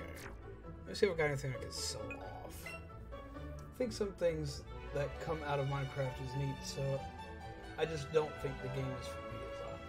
Well, see, it's not a bad game. I love the game, but I get asked to play it all the time. And for one, I play it as a de-stressor. I'm one of the most boring people in the world to watch play Minecraft. I dig. That's what I do. I dig, I find resources. I dig, I find resources. I build battle fortresses to keep myself safe and whoever's playing with me safe, and that's about it. And what do? I just dig more. I have done all the main stuff. I've killed the Ender Dragon. I've fought the Wither. I've done a lot of this other kind of crap. And it's just stuff that, like, I wouldn't wind up doing on stream because I've already done it. And I hate being told how to play a game, and that happens anytime. Like, when I used to try it on Twitch, I got told how to play the game all the time, and then when Zombie played Minecraft on here last time, all that happened were people told her what to do. That was it. That was the only thing that happened when she was told what to do, and she got so upset and so agitated about it that a game that she loved and played the full mess out of, she quit playing. Like, she gave up completely. She has not touched Minecraft since the last time she played it on live stream, and refuses to ever touch it again. She was so upset because they made it not fun for her. She just doesn't care for it anymore. And since she's the main person I used to play with, I don't have much of a reason to pick it back up.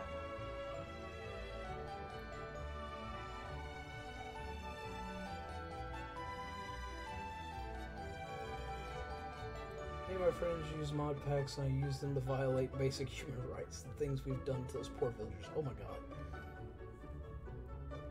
So Zombies, Dragon and I were talking and I decided when I get paid, I'm dropping about 500 bucks on a new laptop for streaming purposes. Hell yes! And of all the people to talk to about it, Dragon is probably one of the better ones to talk to. He does streaming on a budget better than anybody I know. I'm still also looking at a camera that is only like 90 bucks. Is it the Logitech C90 Pro? Because that's what I use. It's around that price range, and it is amazing. Actually, yeah, replace my party. But yeah, so that's why we don't do Minecraft. Because I considered it on and off, but after her getting so upset, and she being the main person I play with, and the fact that because she was so upset about it that 3 different worlds that we've been playing with for years no longer are getting played, it kind of made it disheartening for me.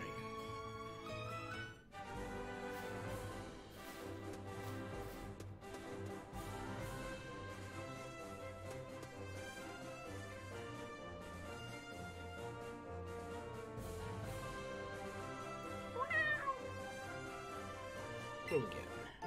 5 Pokeballs.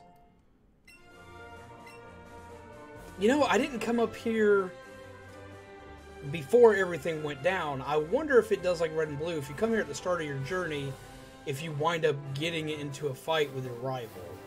Because like if you come here early, here he is now. If you come here at the very beginning of your journey, your opponent will show up, and in Red and Blue, it'll, like, if you're playing red version, it'll be blue. Blue will show up, and he'll show up with, like, level 9 Pokemon. So if you haven't been paying attention, you're going to get your ass handed to you. That I will ever reach that point, I have to wait 2 months just to hear back. I mean, it's possible. No Zombies knows what camera it is.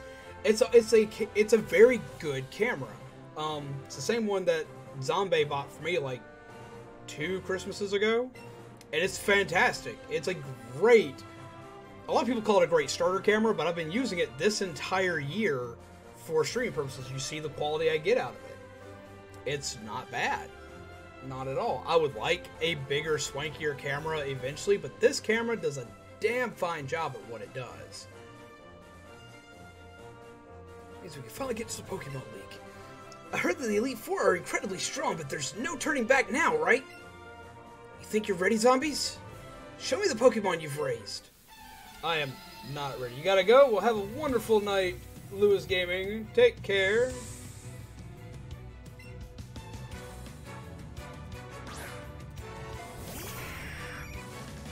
I think when she got it for me, it was like naturally running at about 120, but she got it on sale for 90 for Christmas. It now runs about 90 average, still worth every penny.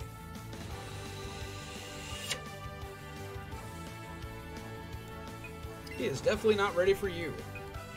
Most of my team is not ready for anything he has because I keep having to swap stuff out. For sure, it'll be so nice to actually not have the camera shake when I get really into a game. Since I currently stream with a laptop and laptop webcam. We'll see. If I wind up tapping on my table too much, my monitor shakes. I don't know if y'all ever wind up seeing the camera shake when that happens. I know you'll probably hear it because of how my mic stand's attached. Alright, we're going to tase that bird. Blah!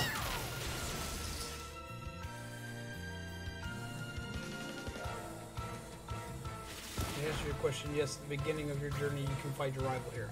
Okay.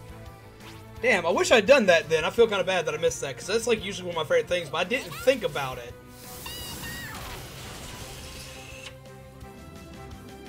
I was so enamored with all the random encounters. Yes, I do have the Blue Yeti mic, the Black Edition. I worked at a game store, and about 2 years ago, I want to say it was 2 years ago, maybe 3. Yeah, it was actually probably 3. It went on sale for, yeah, it was 3 years ago.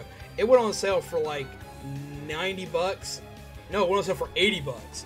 That was the trick. It went on sale for like 80 bucks. My discount stacked with the sale, and it came with a copy of Watch Dogs 2. And I didn't know at the time that the copy of Watch Dogs 2 it came with was only on PC. I had a PS4 at the time, but I was streaming directly from my PS4. You can hook this up directly to it. So I jumped all over that. I'm gonna taste that bird. Zombiesgonomb 2019. Yeah. At me.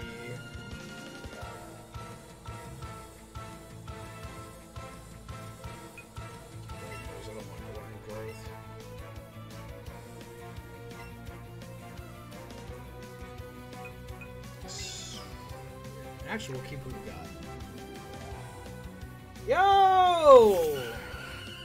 What is up, Lobo? It's been a minute. How have you been?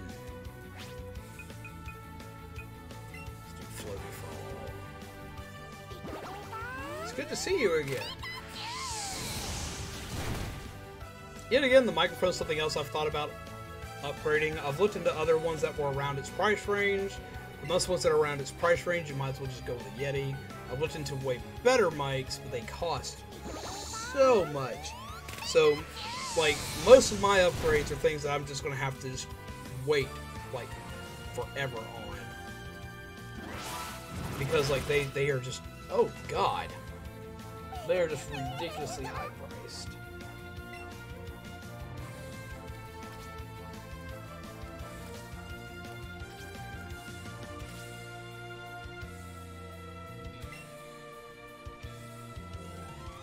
Hang in there, Steve. Steve was a bad choice. I don't know why I put Steve out there. He's not going to be fast enough to hit him. He is! Oh! Steve needs to be Darkwing. Let's get dangerous. That shows how old I am. I was a small kid when that cartoon came out. I love that cartoon, though. Send out Jolteon. We're going to switch into Bulby. I'm like, I wish Panda were here. That's the one that she named, and she missed it. She always misses it when Steve does good things. Oh my gosh, I love that show as a kid. I know, right? Like, Darkwing Duck was, like, the best! For a long time, anytime I caught a Psyduck, I named him Darkwing because he was going to turn into freaking Golduck. In my Pokemon Go game, I have a Golduck that I use constantly that's just named Darkwing.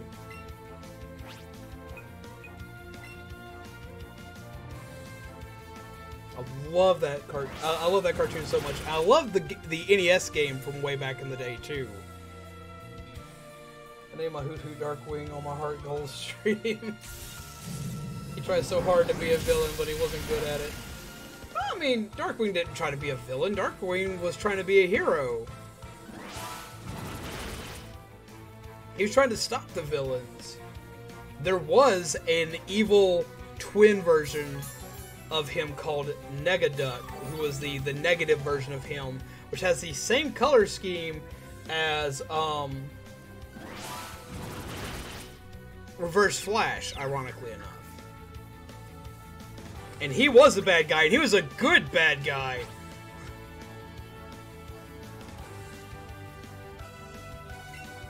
He was horrifying. Or at least he was horrifying to me as a kid. Because I was like 4 when that cartoon came out.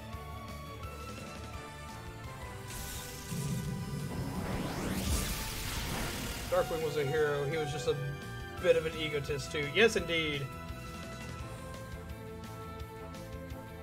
Man, I love that cartoon so much.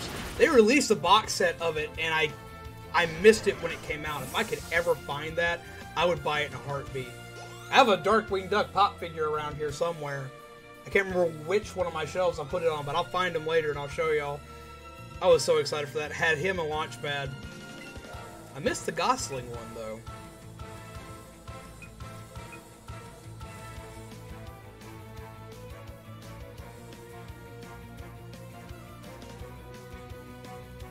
I am the noun that verbs the your now. That's essentially it. I am the terror that flaps in the night. That's the one he was most commonly known for. But you can find it on Amazon. Probably can't. I don't have the money to get anything like that right now. But eventually I will make that happen.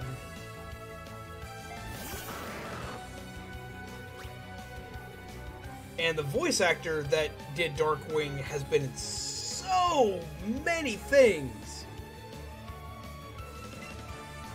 Like he is everywhere. Like if you could think of it, he has been in it. Like he was Cat and Cat Dog. He was Winnie the Pooh. He was oh, who else the hell was he? He is in so much stuff. I used to like know almost like the entire list. Let's see, he was Darkwing, he was Cat Dog, or he was Cat from Cat Dog. He was a Terror Mask of all things in the revamp or the remake of Splatterhouse, which was like, I remember the second I heard that, my brain was like destroyed. My childhood was gone by that point. Crap, now I'm sitting here and I put myself on the spot, I can't think of who all he was. But like, he is like your freaking childhood if you grew up in the early to mid 90s. He was in everything. He's Pocahontas' dad in Pocahontas. He's Ed in The Lion King, as well as, though be it not credited for, half the singing voice for Scar during the song "Be Prepared." When Scar says the line, "You won't get a sniff without me," when he goes, "You won't get a sniff without me," and he does that, he blew out his vocal cords. So the guy who voiced Ed, which was also Darkwing Duck, actually takes over the second half of that song. And if you listen, you can hear the difference. And he sounds just like the singing voice for Pocahontas' father, as well as you'll hear like the Darkwing Duck voice. You'll hear Cat from Cat Dog. You'll hear that. But just go back and watch that now. Look it up on YouTube. You can find the song on YouTube. Listen to it real quick. Come back here. Interesting, weird-ass Disney trivia for you today. Because I love me some, like, bizarre Disney trivia. I'll stick around. I'm full of, like, stupid trivia, like, weird stuff. I saw my viewer count dropped. I'm wondering how many of you actually went to go see it. I want to know who went to go see it.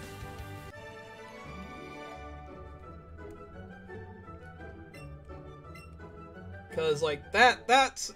For me, that was always a blast. But I think you're the one who has the more talent as a trainer. It's frustrating. I've never felt this way before. Is this what makes it fun to race Pokemon? whatever it is, I know I don't want to lose again. I wrote it down to watch later. Awesome. Like, when you do, like, message me, you've got me on Discord or pop into a stream, message me, tell me if you heard it. Let me know. I gotta know. It's weird to even ask, but let me go on ahead first.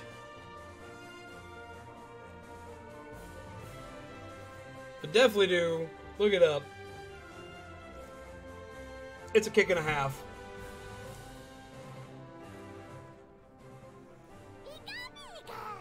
Sparkplug gave Joel a look as though it wants to battle again soon. Ah, come on now. Petty, petty, petty, petty, petty, petty, petty, petty, petty, petty, petty. Randomly rubbing your eyes, which apparently is ticklish.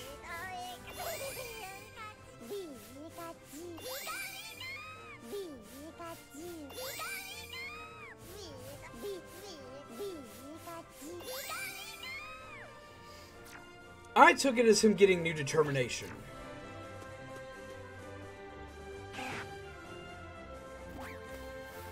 Because he asks the question, is this what makes it fun to be a Pokemon trainer?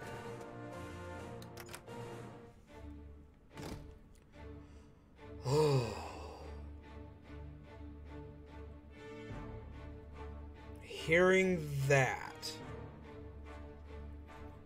Like, the second I heard that music, just, chills of my childhood come rushing back. Just like the just, like, vivid rush of, oh my god, I'm going to go fight something huge. Said I gotta go, I have to head out in the morning. Take care and congrats on the 8th badge. Only truly skilled trainers can pass through here. Oh, that's indeed a Boulder badge. Go right ahead.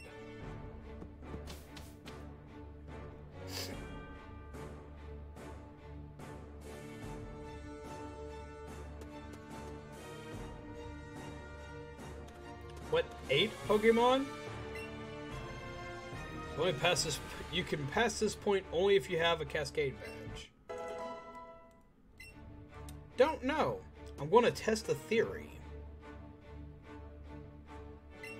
You can pass this point only if you have a Thunder badge. That's a Thunder badge. By the way, looks like you've got Lieutenant Surge's autograph. Must be nice. That's funny.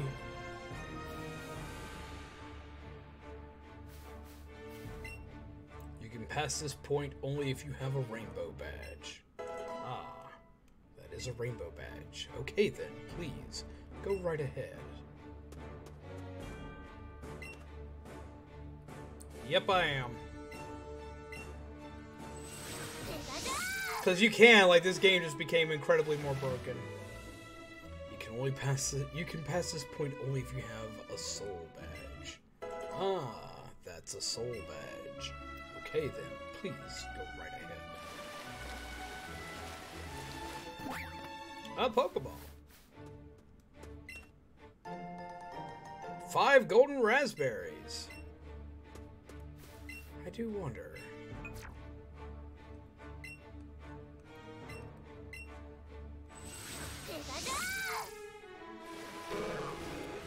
Yep, that's a common thing. Anything over here? Aha! 3 golden peanut berries. Hashtag worth.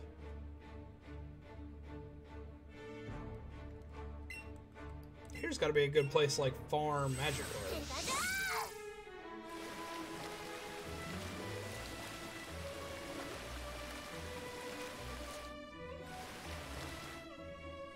You realize the soul badge, man, is redundant. Oh, I know. I know. I used to say that even as a kid. Would be like, I have surf. You can pass this point only if you have the Marsh badge. Ah, that is a Marsh badge. Sabrina really is something, isn't she? Okay then, please go right ahead. We have a fanboy, apparently. See if they maybe hit something for me. You never know. So there's Reyna and Spiro.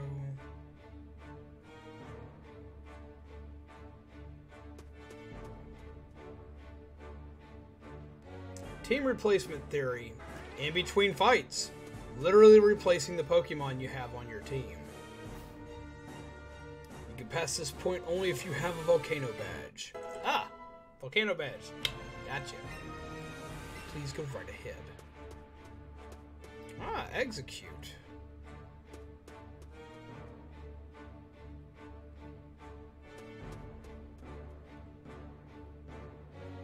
Let's see.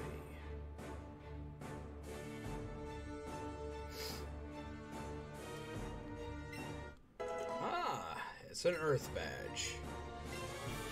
Okay, the reason why I have said theory is at any point in time, you can do this.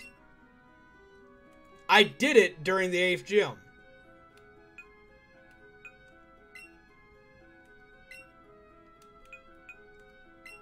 You can replace fainted Pokemon with Pokemon in your box.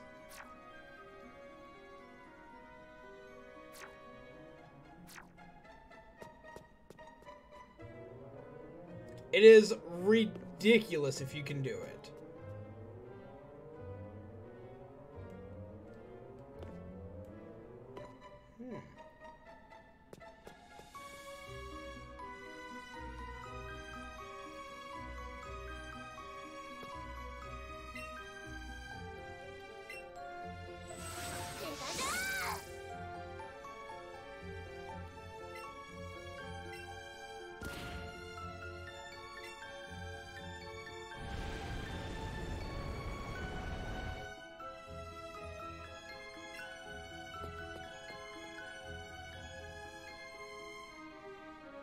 I mean, you can everywhere else. It'd kind of shock me if you couldn't. We'll catch him while we're at it.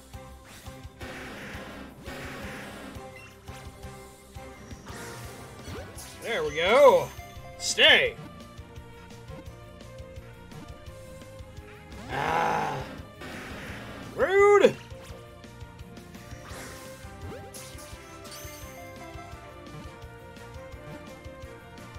Stay. There we go.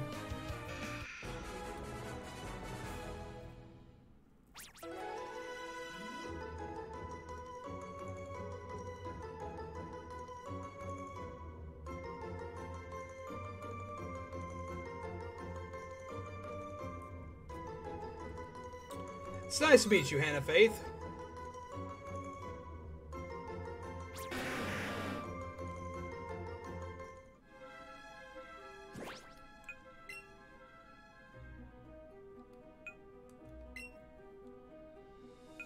Now, care to try to be a little more polite when coming into someone else's stream?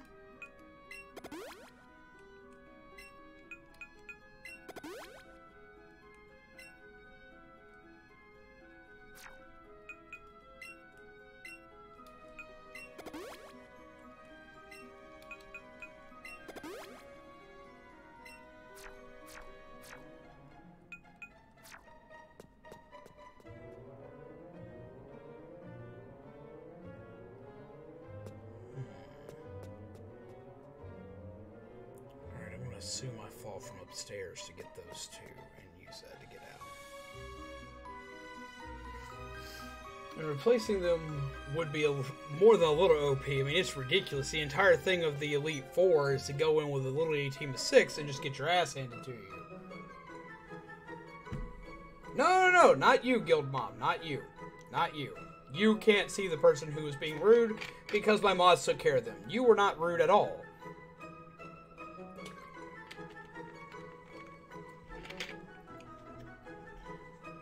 No, it's this person named Hannah Faith that popped in.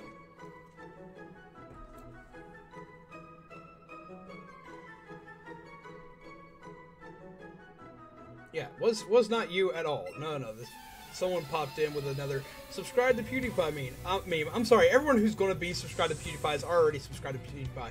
I've been subscribed to PewDiePie since he freaking played Amnesia.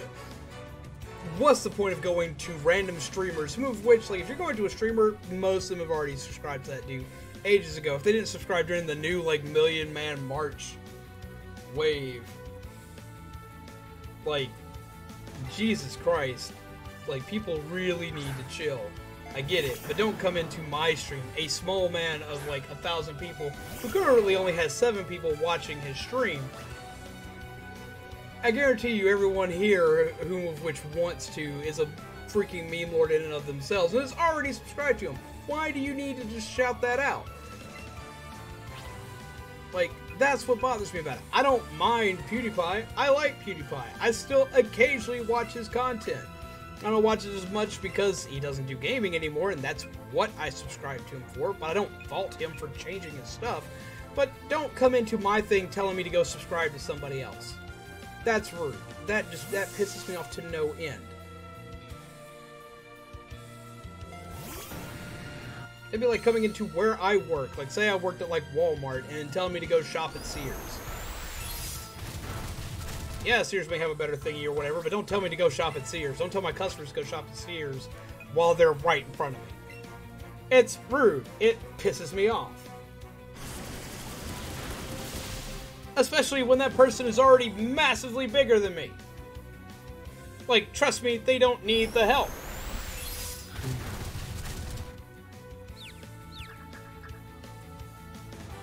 I mean, hell, I was subscribed to him before he hit his first million. Long before that. I've been subscribed to him since way back at the start of his Amnesia videos.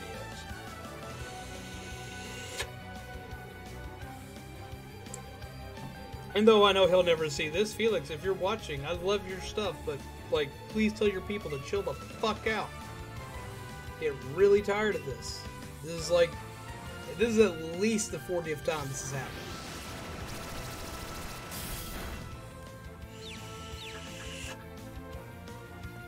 Hate to see how much it happens to bigger people. Hope she's saying it's just because of teasers. I know about I know the whole thing. As I said, I do still watch him. Let's put it this way, Power Ranger. I've been subscribed to him as long as I've known you. That should tell you something.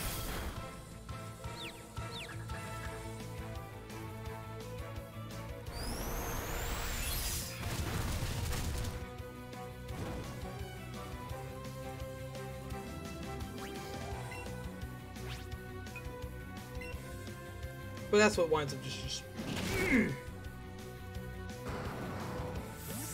makes me mad. It's like, no, I was rude to Zombie. No, Guildmon.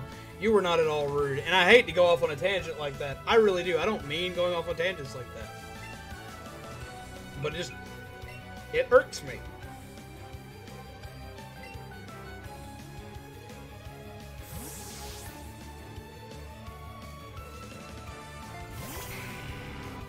Hit Twitter. Go hit billboards like people have been doing.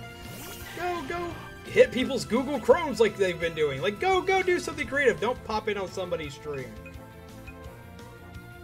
I would too if someone came in mine and did that. It's infuriating.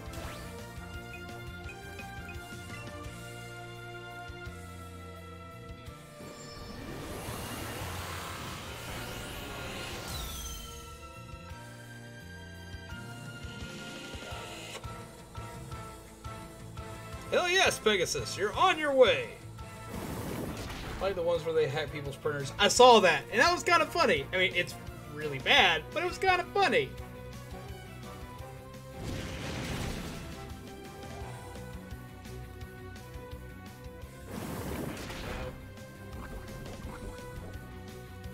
I should have gone the dragon route.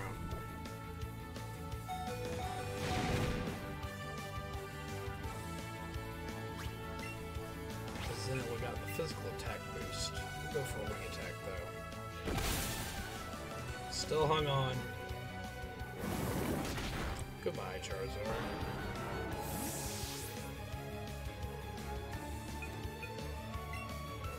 Pretty thing was a harmless prank done by harmful measures.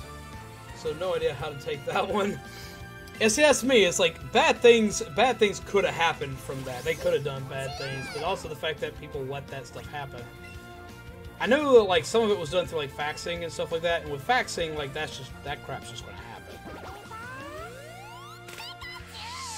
And the one that could have been really bad was the Chromecast one, because it said, we can see all of your info and this, that, and the other, yada, yada, yada. You may want to get this looked at. By the way, subscribe to PewDiePie.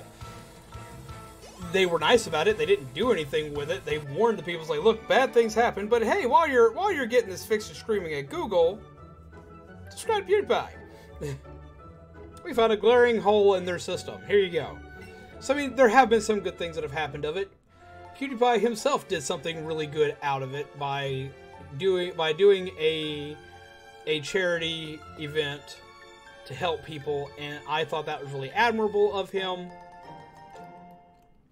So, I mean, there were good things that came from it. It's not all bad.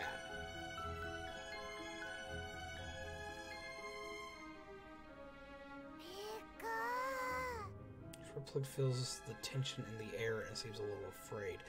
That means Moltres is on this floor. It's probably over there.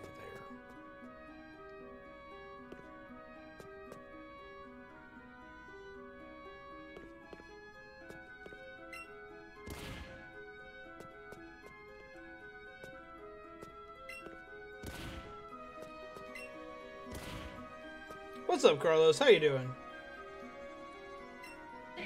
Oh, Machoke. That a big boy coming to say hello. Pika can feel it coming in the air tonight. Hold on. He's gonna be right up there. I want to fight this juggler. I want to catch some Machoke, though. The Printer one was more of an example of why people shouldn't expose their devices to the internet without protection. The Chromecast one was kind of stupid, to be honest. Like, what exactly... You know better than I do, Shaman, what happened with the Chromecast one. I knew about the printer ones, like people that log their stuff to, like, their local networks and crap like that, and they just don't keep them hidden. It's like, oh, it's logged to everything in the house, anything that can get on your Wi-Fi is going to kind of get it, all that good jazz. Right on the belt buckle.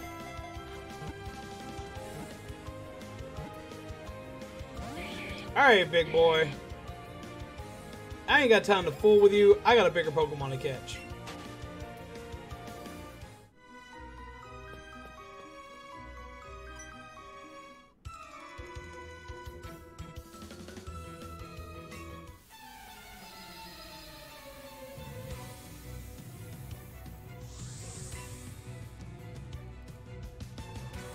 Juggler Nelson.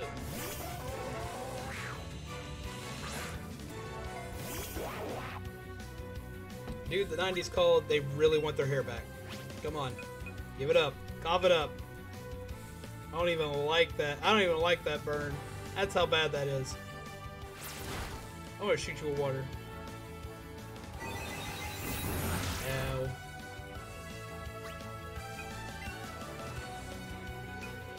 Swap into Dragon Ball. The Chromecast is plugged in, but like is never used. See, I personally use an Amazon Fire Stick, and I like my Fire Stick.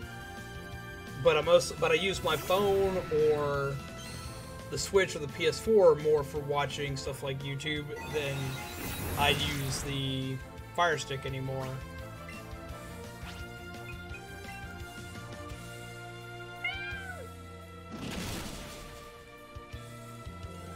Oh, don't put me to sleep. I'm going to sleep. Nap time. Nap time happened.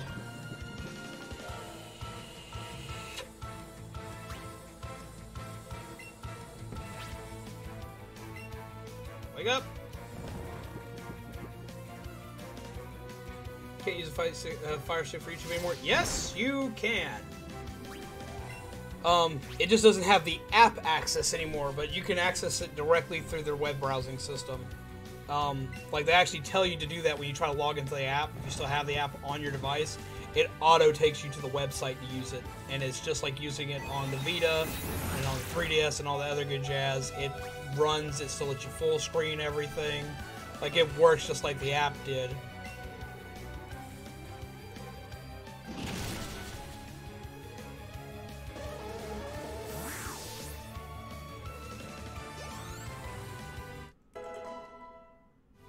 I gotta get more Ultra Balls. Yeah, I definitely need more.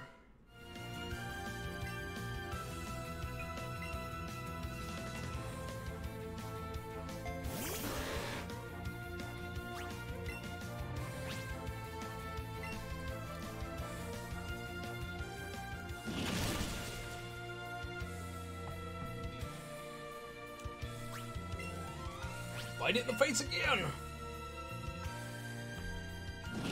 Yeah, pretty much anything with internet access these days can say, "Hello, YouTube!"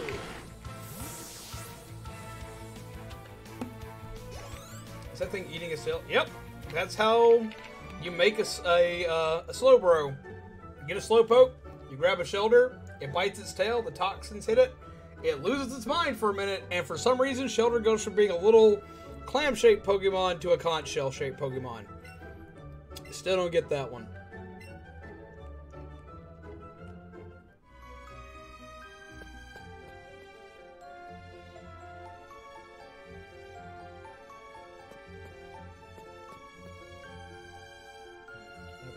Just yet. I want to see if I can get to that Pokemon.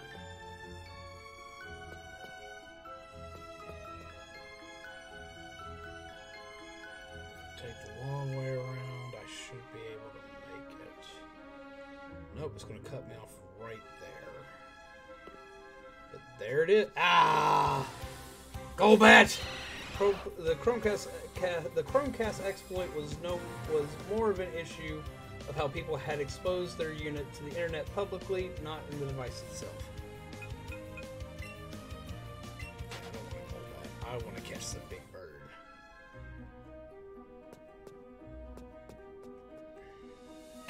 Jesus! It's huge! That would be my thought if it just was like sprung out of the ground like a daisy! Jesus! We're gonna call you Wonder Boy. Ugh. That type of exploit can work on Roku TVs as well. I was gonna be like, man, if that just auto-caught, I was gonna be real upset with how everything else keeps going. Surprise! Ow! Don't you try to drill me. I don't think Zombie would appreciate. Come on. Come on. Ah!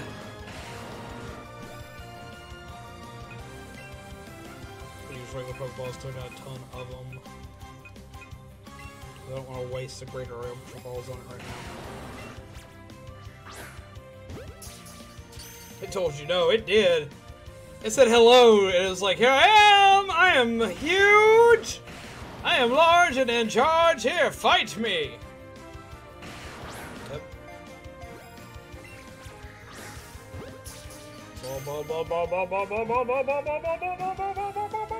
Ah, rude. Get in the ball! Now! Or I can just throw the ball away. That'll work too. And he ran. Prick.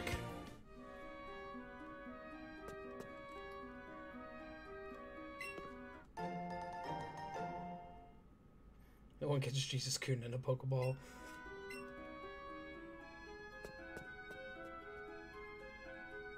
Isn't that supposed to be Bird Jesus?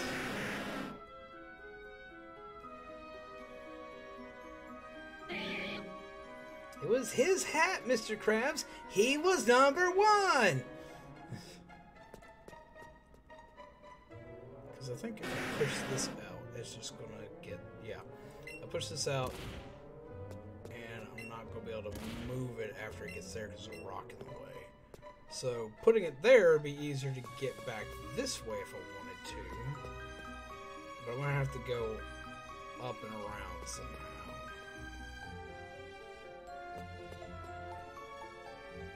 I want another big bird. I don't want to waste time and resources when I can just have a big bird. Oh, God! That would be horrifying to be stuck in between. Just like, that's a whole bunch of nope.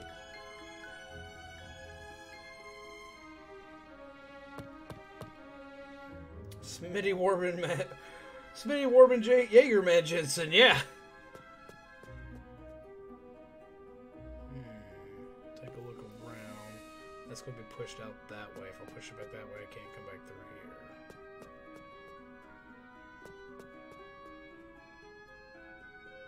Alright, cracking the wall. Ah, cool. Got a bottle of fresh water from that.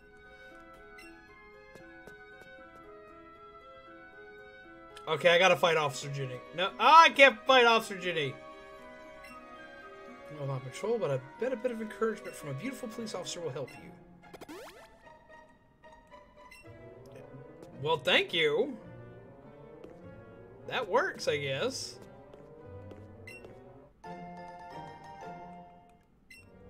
Found Blizzard. Piff. Another Rhydon. Yep, we're gonna fight the Bridgewater Road now scenically located in Walmart because one, they have everything and they are built like a maze. See you when you get back, Pegasus.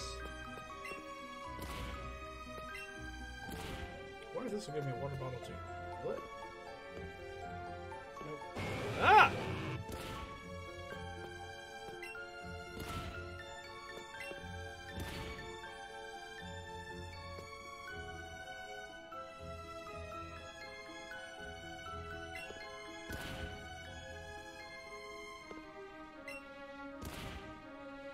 The grabber was like, nope.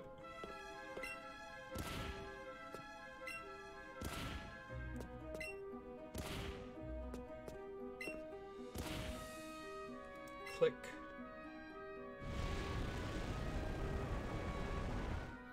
I see where I can now go that way.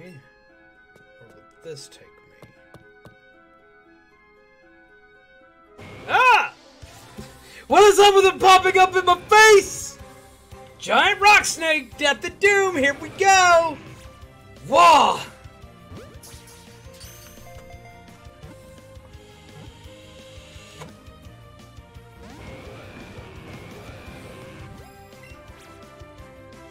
Whoa!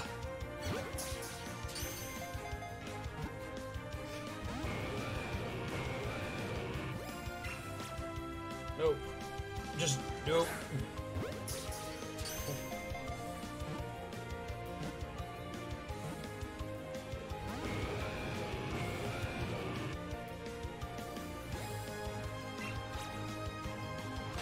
There it goes. Just touch these giant rock snake of death and doom. Ah! Giant bird!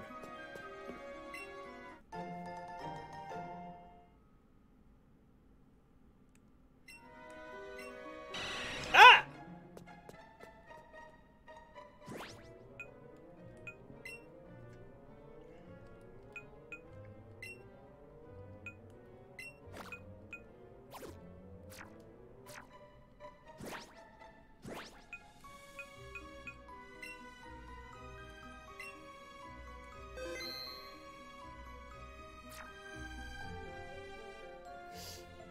Pikachu's like, nope, do you see that? Sparkplug feels the tension in the air and seems a little afraid. He's like, do you see that big ass bird? I don't want to play with Big Bird. Oh! He just gets right in your face and says hello.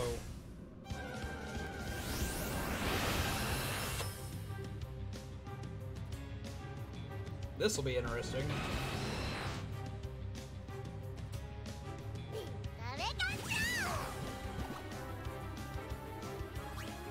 Okay.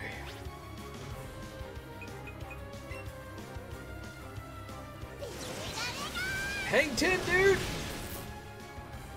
1, 2, 3, 4, 5, 6, 7, 8, 9, 10. In his case, it'd be hang 12. Or hang 6. He only uses his feet. Do it again. Oh, Heat Wave would have sucked to run into. Give him a bath!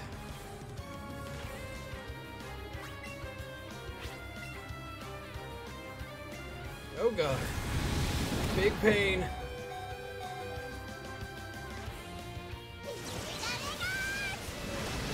Soggy bird!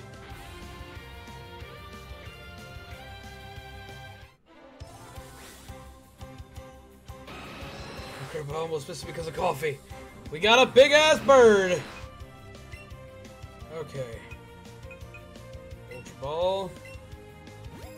Bag.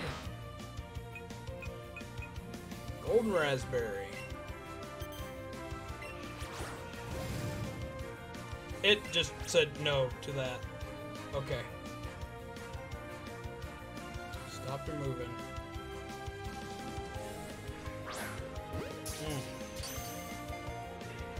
Ah, it didn't even give it a chance to shake. It just told that no.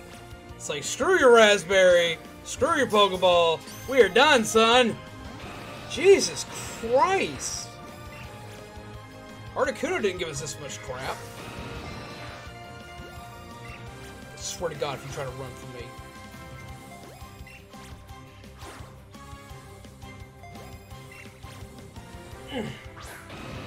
Dang it!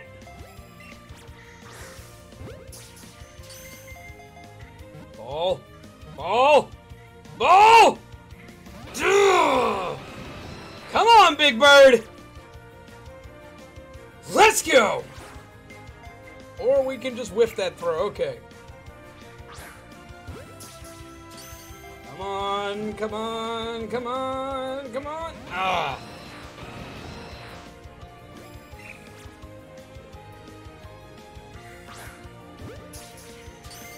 We got this! We got this! Get in the ball, Bird! Ah! Just forgot I'm gonna turn you to fried chicken.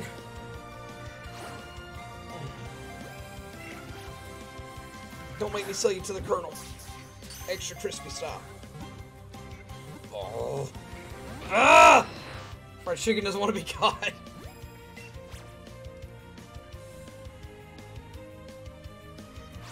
What the hell was that?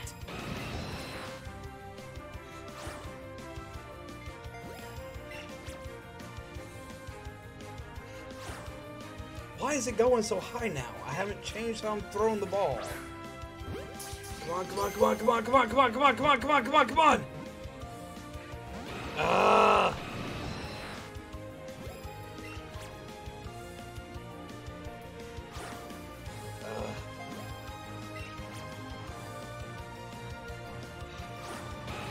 Damn it! Ball! Come on. Ugh.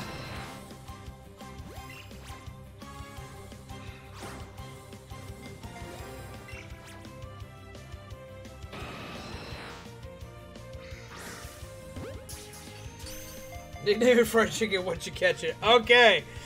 Thank you for that $2 holler. We will name it fried chicken.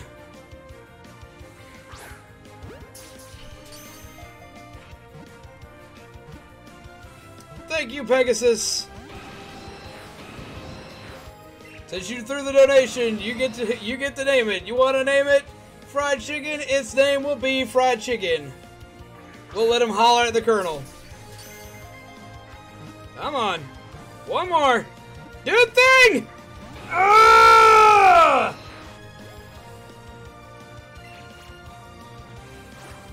Ugh. Damn it!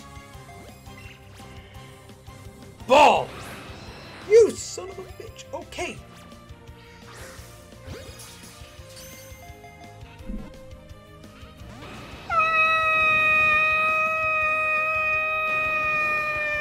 Okay.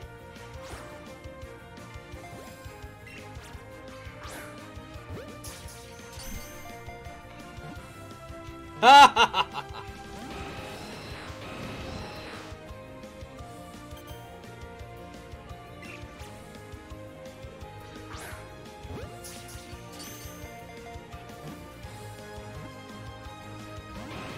Alright, you.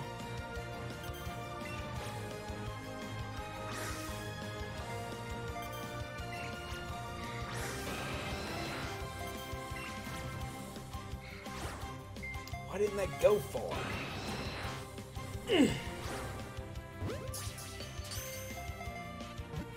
Come on.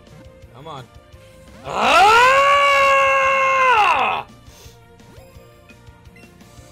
Okay. It's Colonel colored! Have it!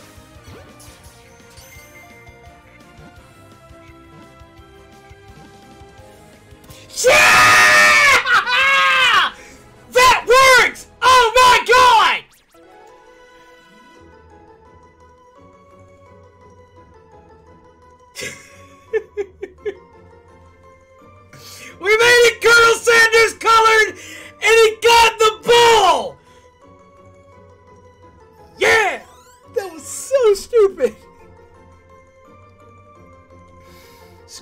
great ball went straight to the premier ball. Just absolute, just...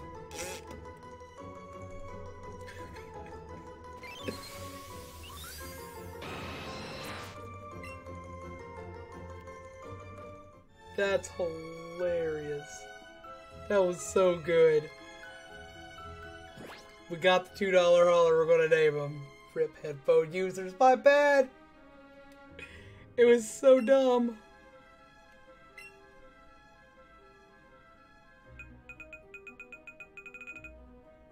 Where? There you is. Add to party, because they auto get added to party. Fried chicken.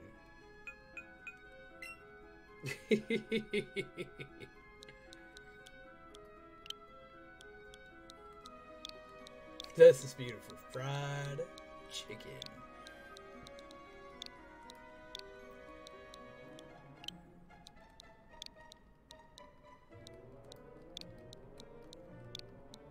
Will it fit? Yeah, it'll fit. Just barely, but it fit.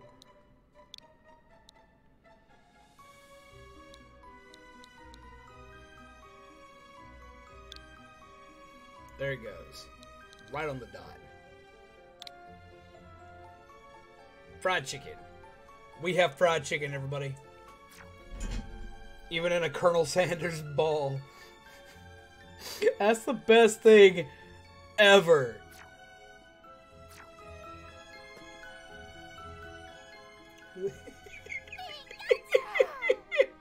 This extra spicy recipe leaves your mouth burning for more. New Moltres fried chicken. Quite a hot new deal. This is the best. I can't even pet Pikachu. Pet, pet, pet, pet, pet, pet, pet. God, that's the dumbest thing. It's so glorious. I'm surrounded by bats now. I don't even care. Still not better than catching a Torchic at KFC. I've done that now. I have done that. Caught a Torchic on Pokemon Go at a KFC. I was beside myself.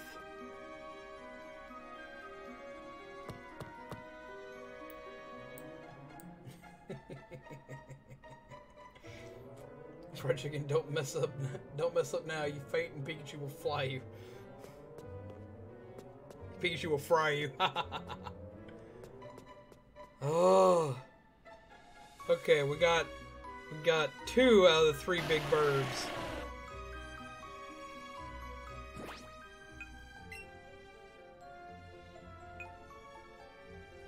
I still can't believe that worked.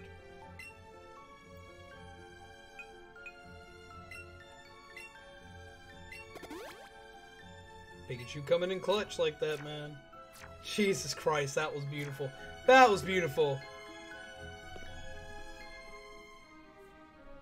Looks like Sparkplug has a present for you. Why did you find me? Polished mud ball. A ball made of mud. It has been polished for such a long time that the surface is very shiny. Pikachu. What the hell do you do with a polished mud ball?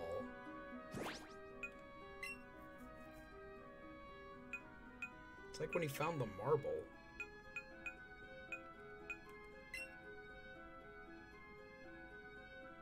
I guess you sell it in the marble? It's cute that he found me a thing, but like, literally, like, what in the world? Trainers live to seek out stronger opponents. Yeah, we do.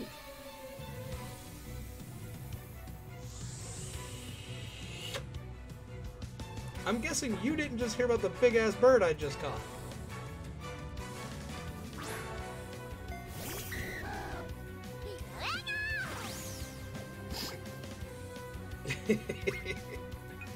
Let's introduce you to the big-ass bird.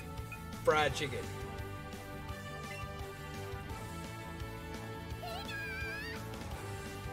Go fried chicken.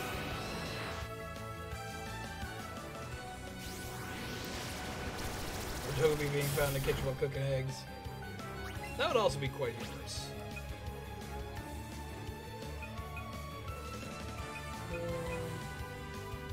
I threw him out there, but he's not really built to fight a Dragonair. But I just wanted it to happen. Flinched and couldn't move. I was hoping for that. Air Slash, the bane of many a competitive trainer's lives.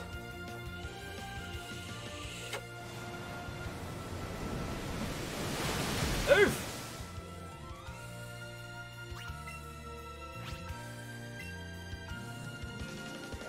Articuno could be named Cold Turkey. Yeah, Articuno hasn't been named yet.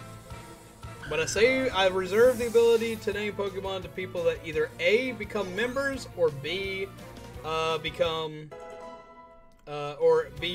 donate. I will keep fighting.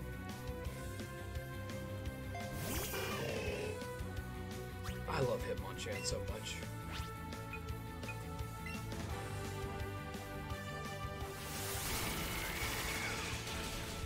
Not enough to not hit him.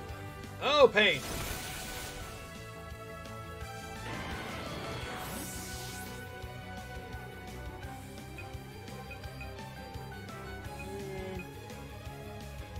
Thanksgiving leftovers.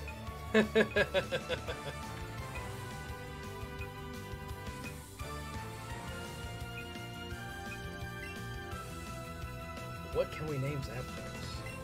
You can't just name him Thunderbird. You can't give him a cool name. The other two have weird names.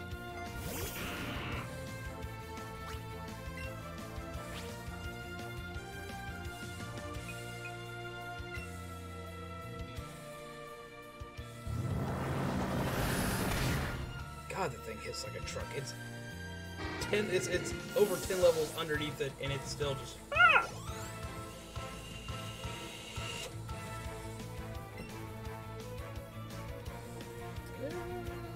We've had that matchup.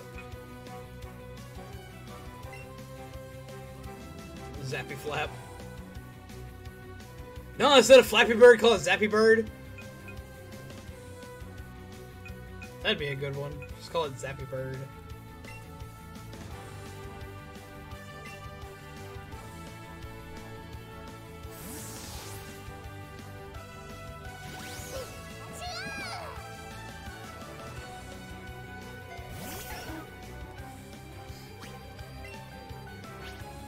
You just want to be careful from here on out. Now I'm at a 20 combo with Dratini.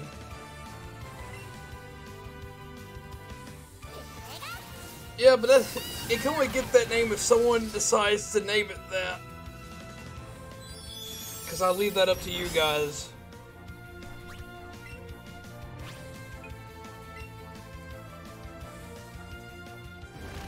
Bye. That's what Pikachu does. He just goes bye.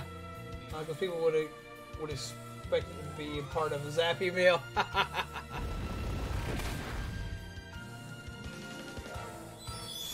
Oh, pain.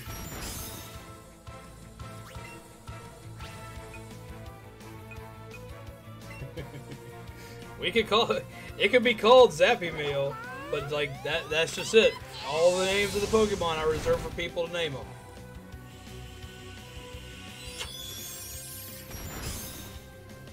Don't worry, be Zappy.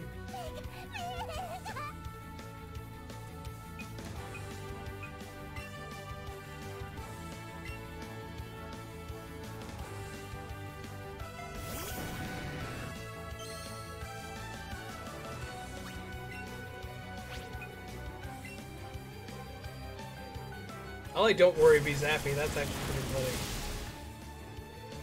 The only exception was the Batman. Batman had to be Batman. I wouldn't have it any other way. Yeah, we'll learn Outrage.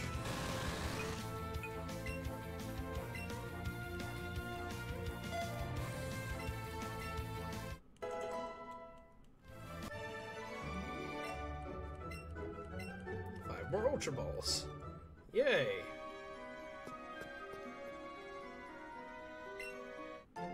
And a Max Potion. Yay.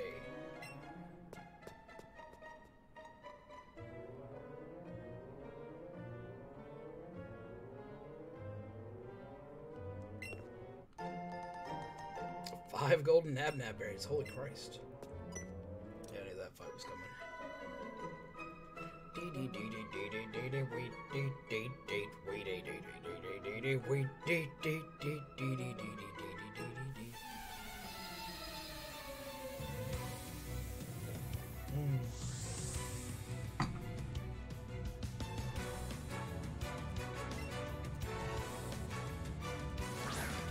Send out Jinx.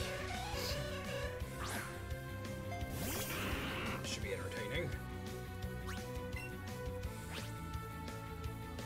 You can take time to suck up the zombie and call it Zappy May. Since it's electric, she lights up your room. That smooth. Smooth as silk. Go you.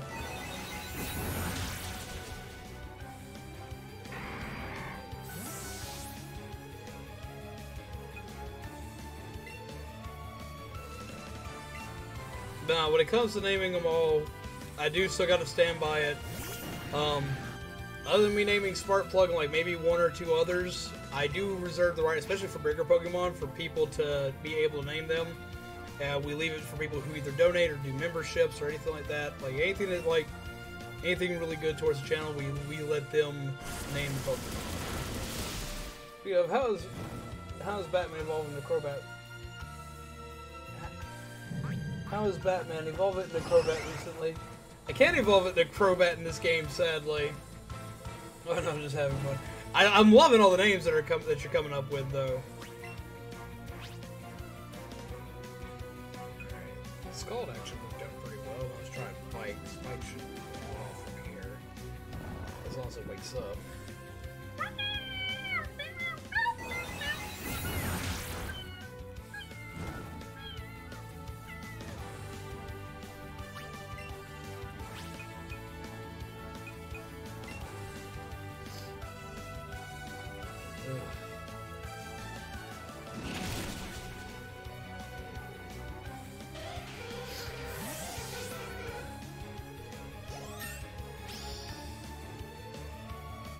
Dragon Ball grew to level 60.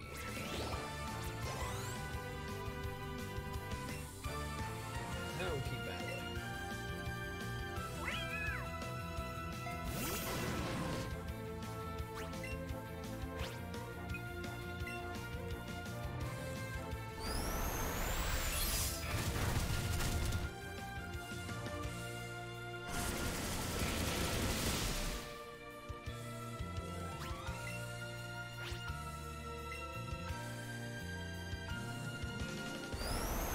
You look so angry!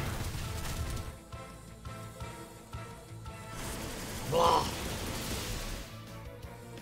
No! Bad boy! Turbo has become a beast, man. Man, I know, right? Just like he is in real life. Let's go back.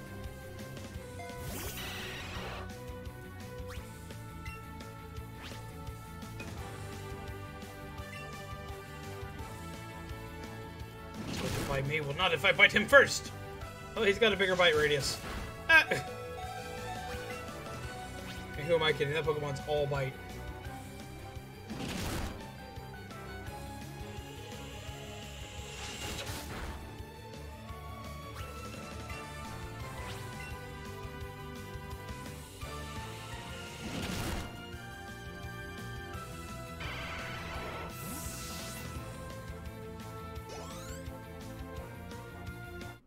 Steve!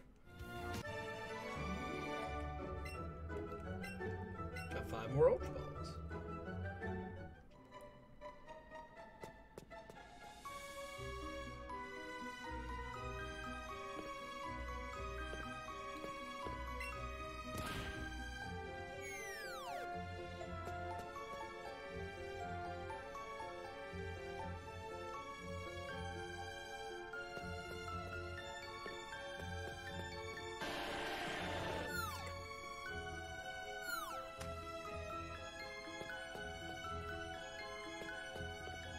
Where's the other switch at? It's all the way over here. We got Solar Beam! I got nothing anymore. I'm all idea'd out. Oh, I was enjoying most of those. The Zappy Meal was quite humorous. Dead end zombie never reached Pokemon League. What do you mean dead end? The button's over here. It's literally a straight shot to push the thing.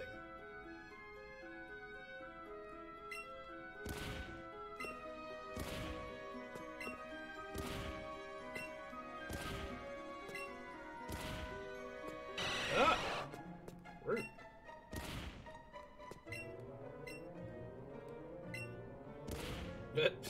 Just run over the Golbat, why not? Just like, screw this, man, we're being run over by stuff.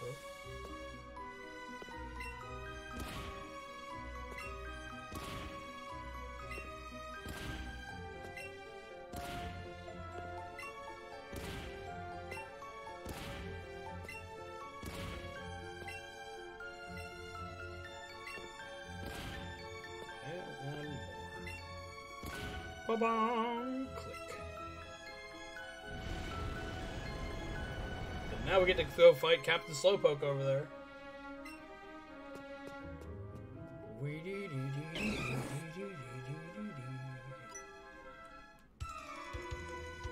If you can get through here, you can go meet the Elite Four. I'm sorry, this is like the silliest outfit. I love the fact that they have like Slowpoke costumes, but most of them don't have Slowpokes.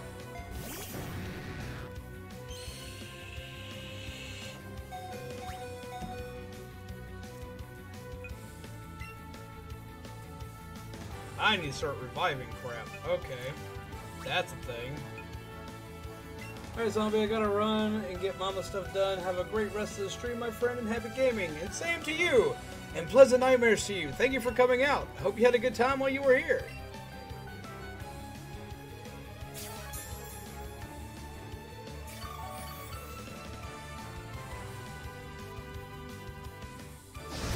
Ugh! That looked horrifying. That's a licking tongue. It is. And man, is it angry. Like, is it slapping me with its tongue? That doesn't look like its tongue, man. Oh, God. I don't even want to know.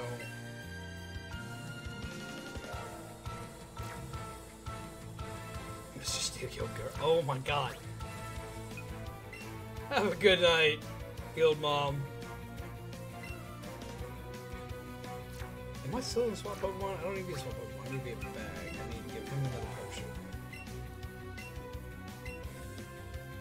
Oh, guess I better plug in my Switch's batteries low. No!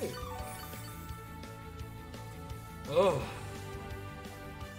I don't even want to know what that is. I don't. It's big, it's huge, it's floppy. I can only guess. And I don't want to guess anymore.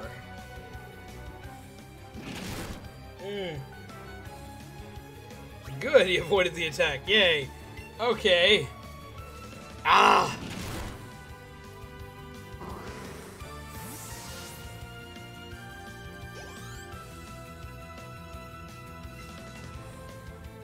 We'll keep fighting if it's going to be an Onix. I was thinking about swapping into something so I can start reviving and stuff, but it's just an Onix.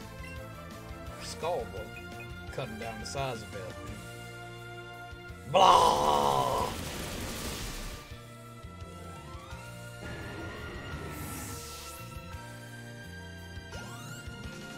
What's up with this dude and phallic things? Keep him out of revive Pikachu.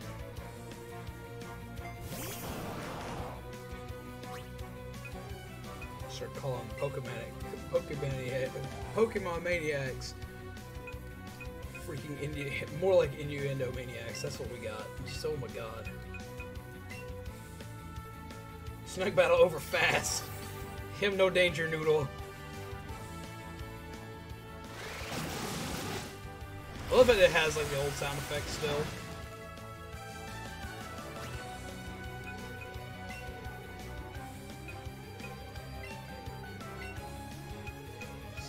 Spark plug.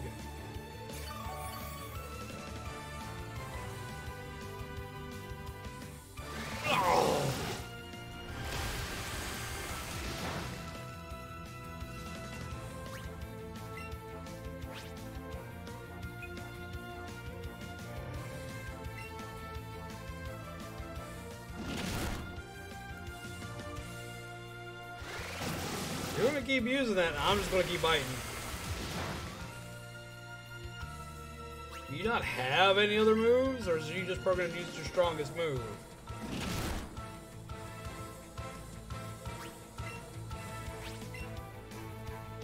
No eating French onion dipping pretzels. Nothing beats the taste of a pretzel being dipped into French onion. Man, I'm hungry. I've been going at this a while. I haven't eaten in a while. I did eat, but I haven't eaten in a while.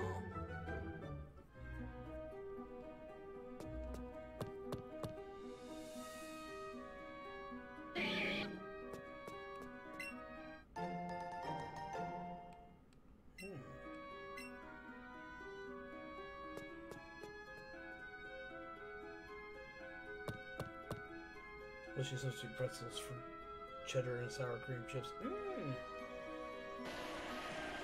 mean, I didn't eat right before the stream like I probably should have.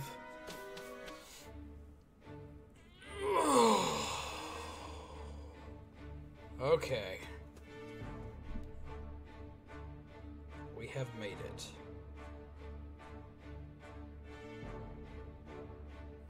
The hallowed halls of the Elite Four stand before us.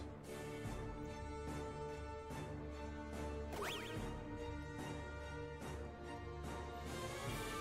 you think you can meet and defeat the Elite? Only time will tell.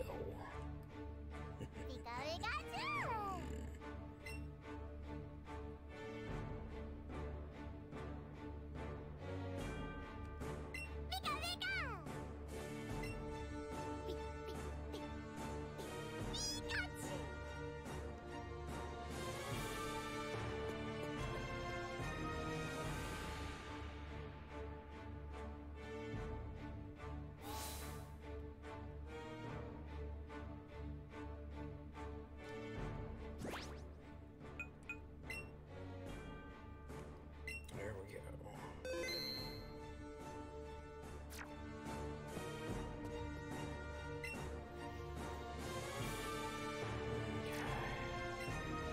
We'll heal up.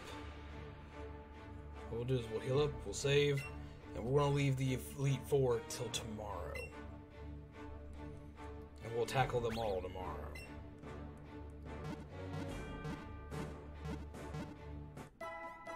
Well, we'll tackle them all Tuesday, I think. Because Friday and Saturday are the streams with subs. But man, it feels so awesome just being in here.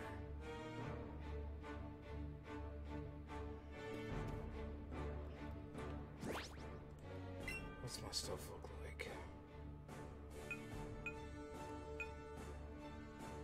Okay.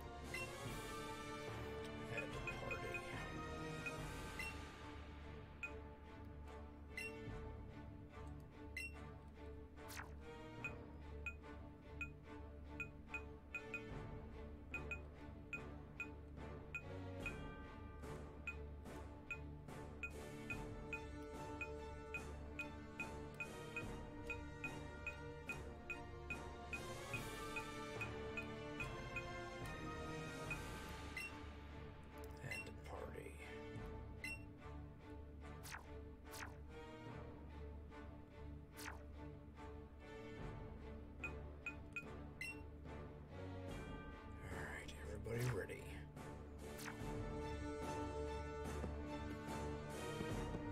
You know what? Why not? Let's go for it.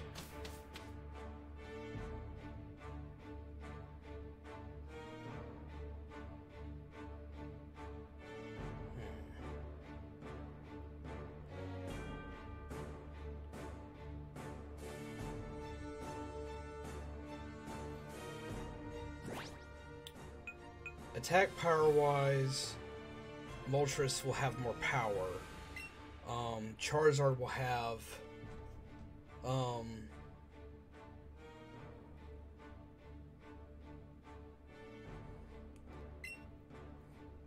what times are you streaming during Pegasus? Will you be streaming on Tuesday?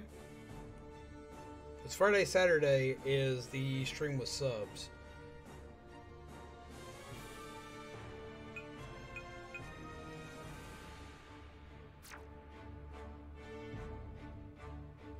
I could go ahead and fight it now, or I could do a stream dedicated to it. I think we'll do better if we do a stream dedicated to it.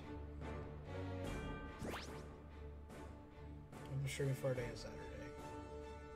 Then, yeah, we'll hold on to this on till Tuesday. He's already had the candies. I've already given him all the Pikachu candies. See? I ain't got no more. I haven't been giving him all these things because I've been holding on to them. Friday I'm streaming 2 times this Saturday. Todoroki and I are doing fan fiction. Gotcha. We'll finish up our Pokemon Epic on Friday. Or on Tuesday when we come back.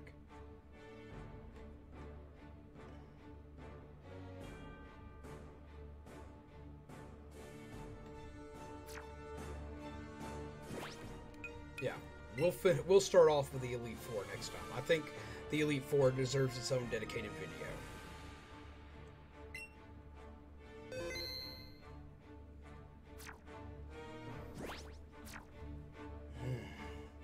Alright, we're going to call it for the night, guys. Thank you all for coming out. Thank you for chilling with us. Thank you for gaming with us. Thank you for all the random bouts of bizarre trivia we've tossed back and forth tonight. As you all know, this has been Zombiesgonomb, your coffee-fueled gingerbread undead, and this has been more of Pokemon. Let's go Pikachu. We've battled for our 8 badges. We've gone through Victory Road, and we're here now at the epic grand hall of the Elite Four. Come join us on Tuesday when we continue this grand tour, and we show my weird little one. So as you all know, this was always going on, your coffee-fueled gingerbread undead. And until next time, pleasant nightmares.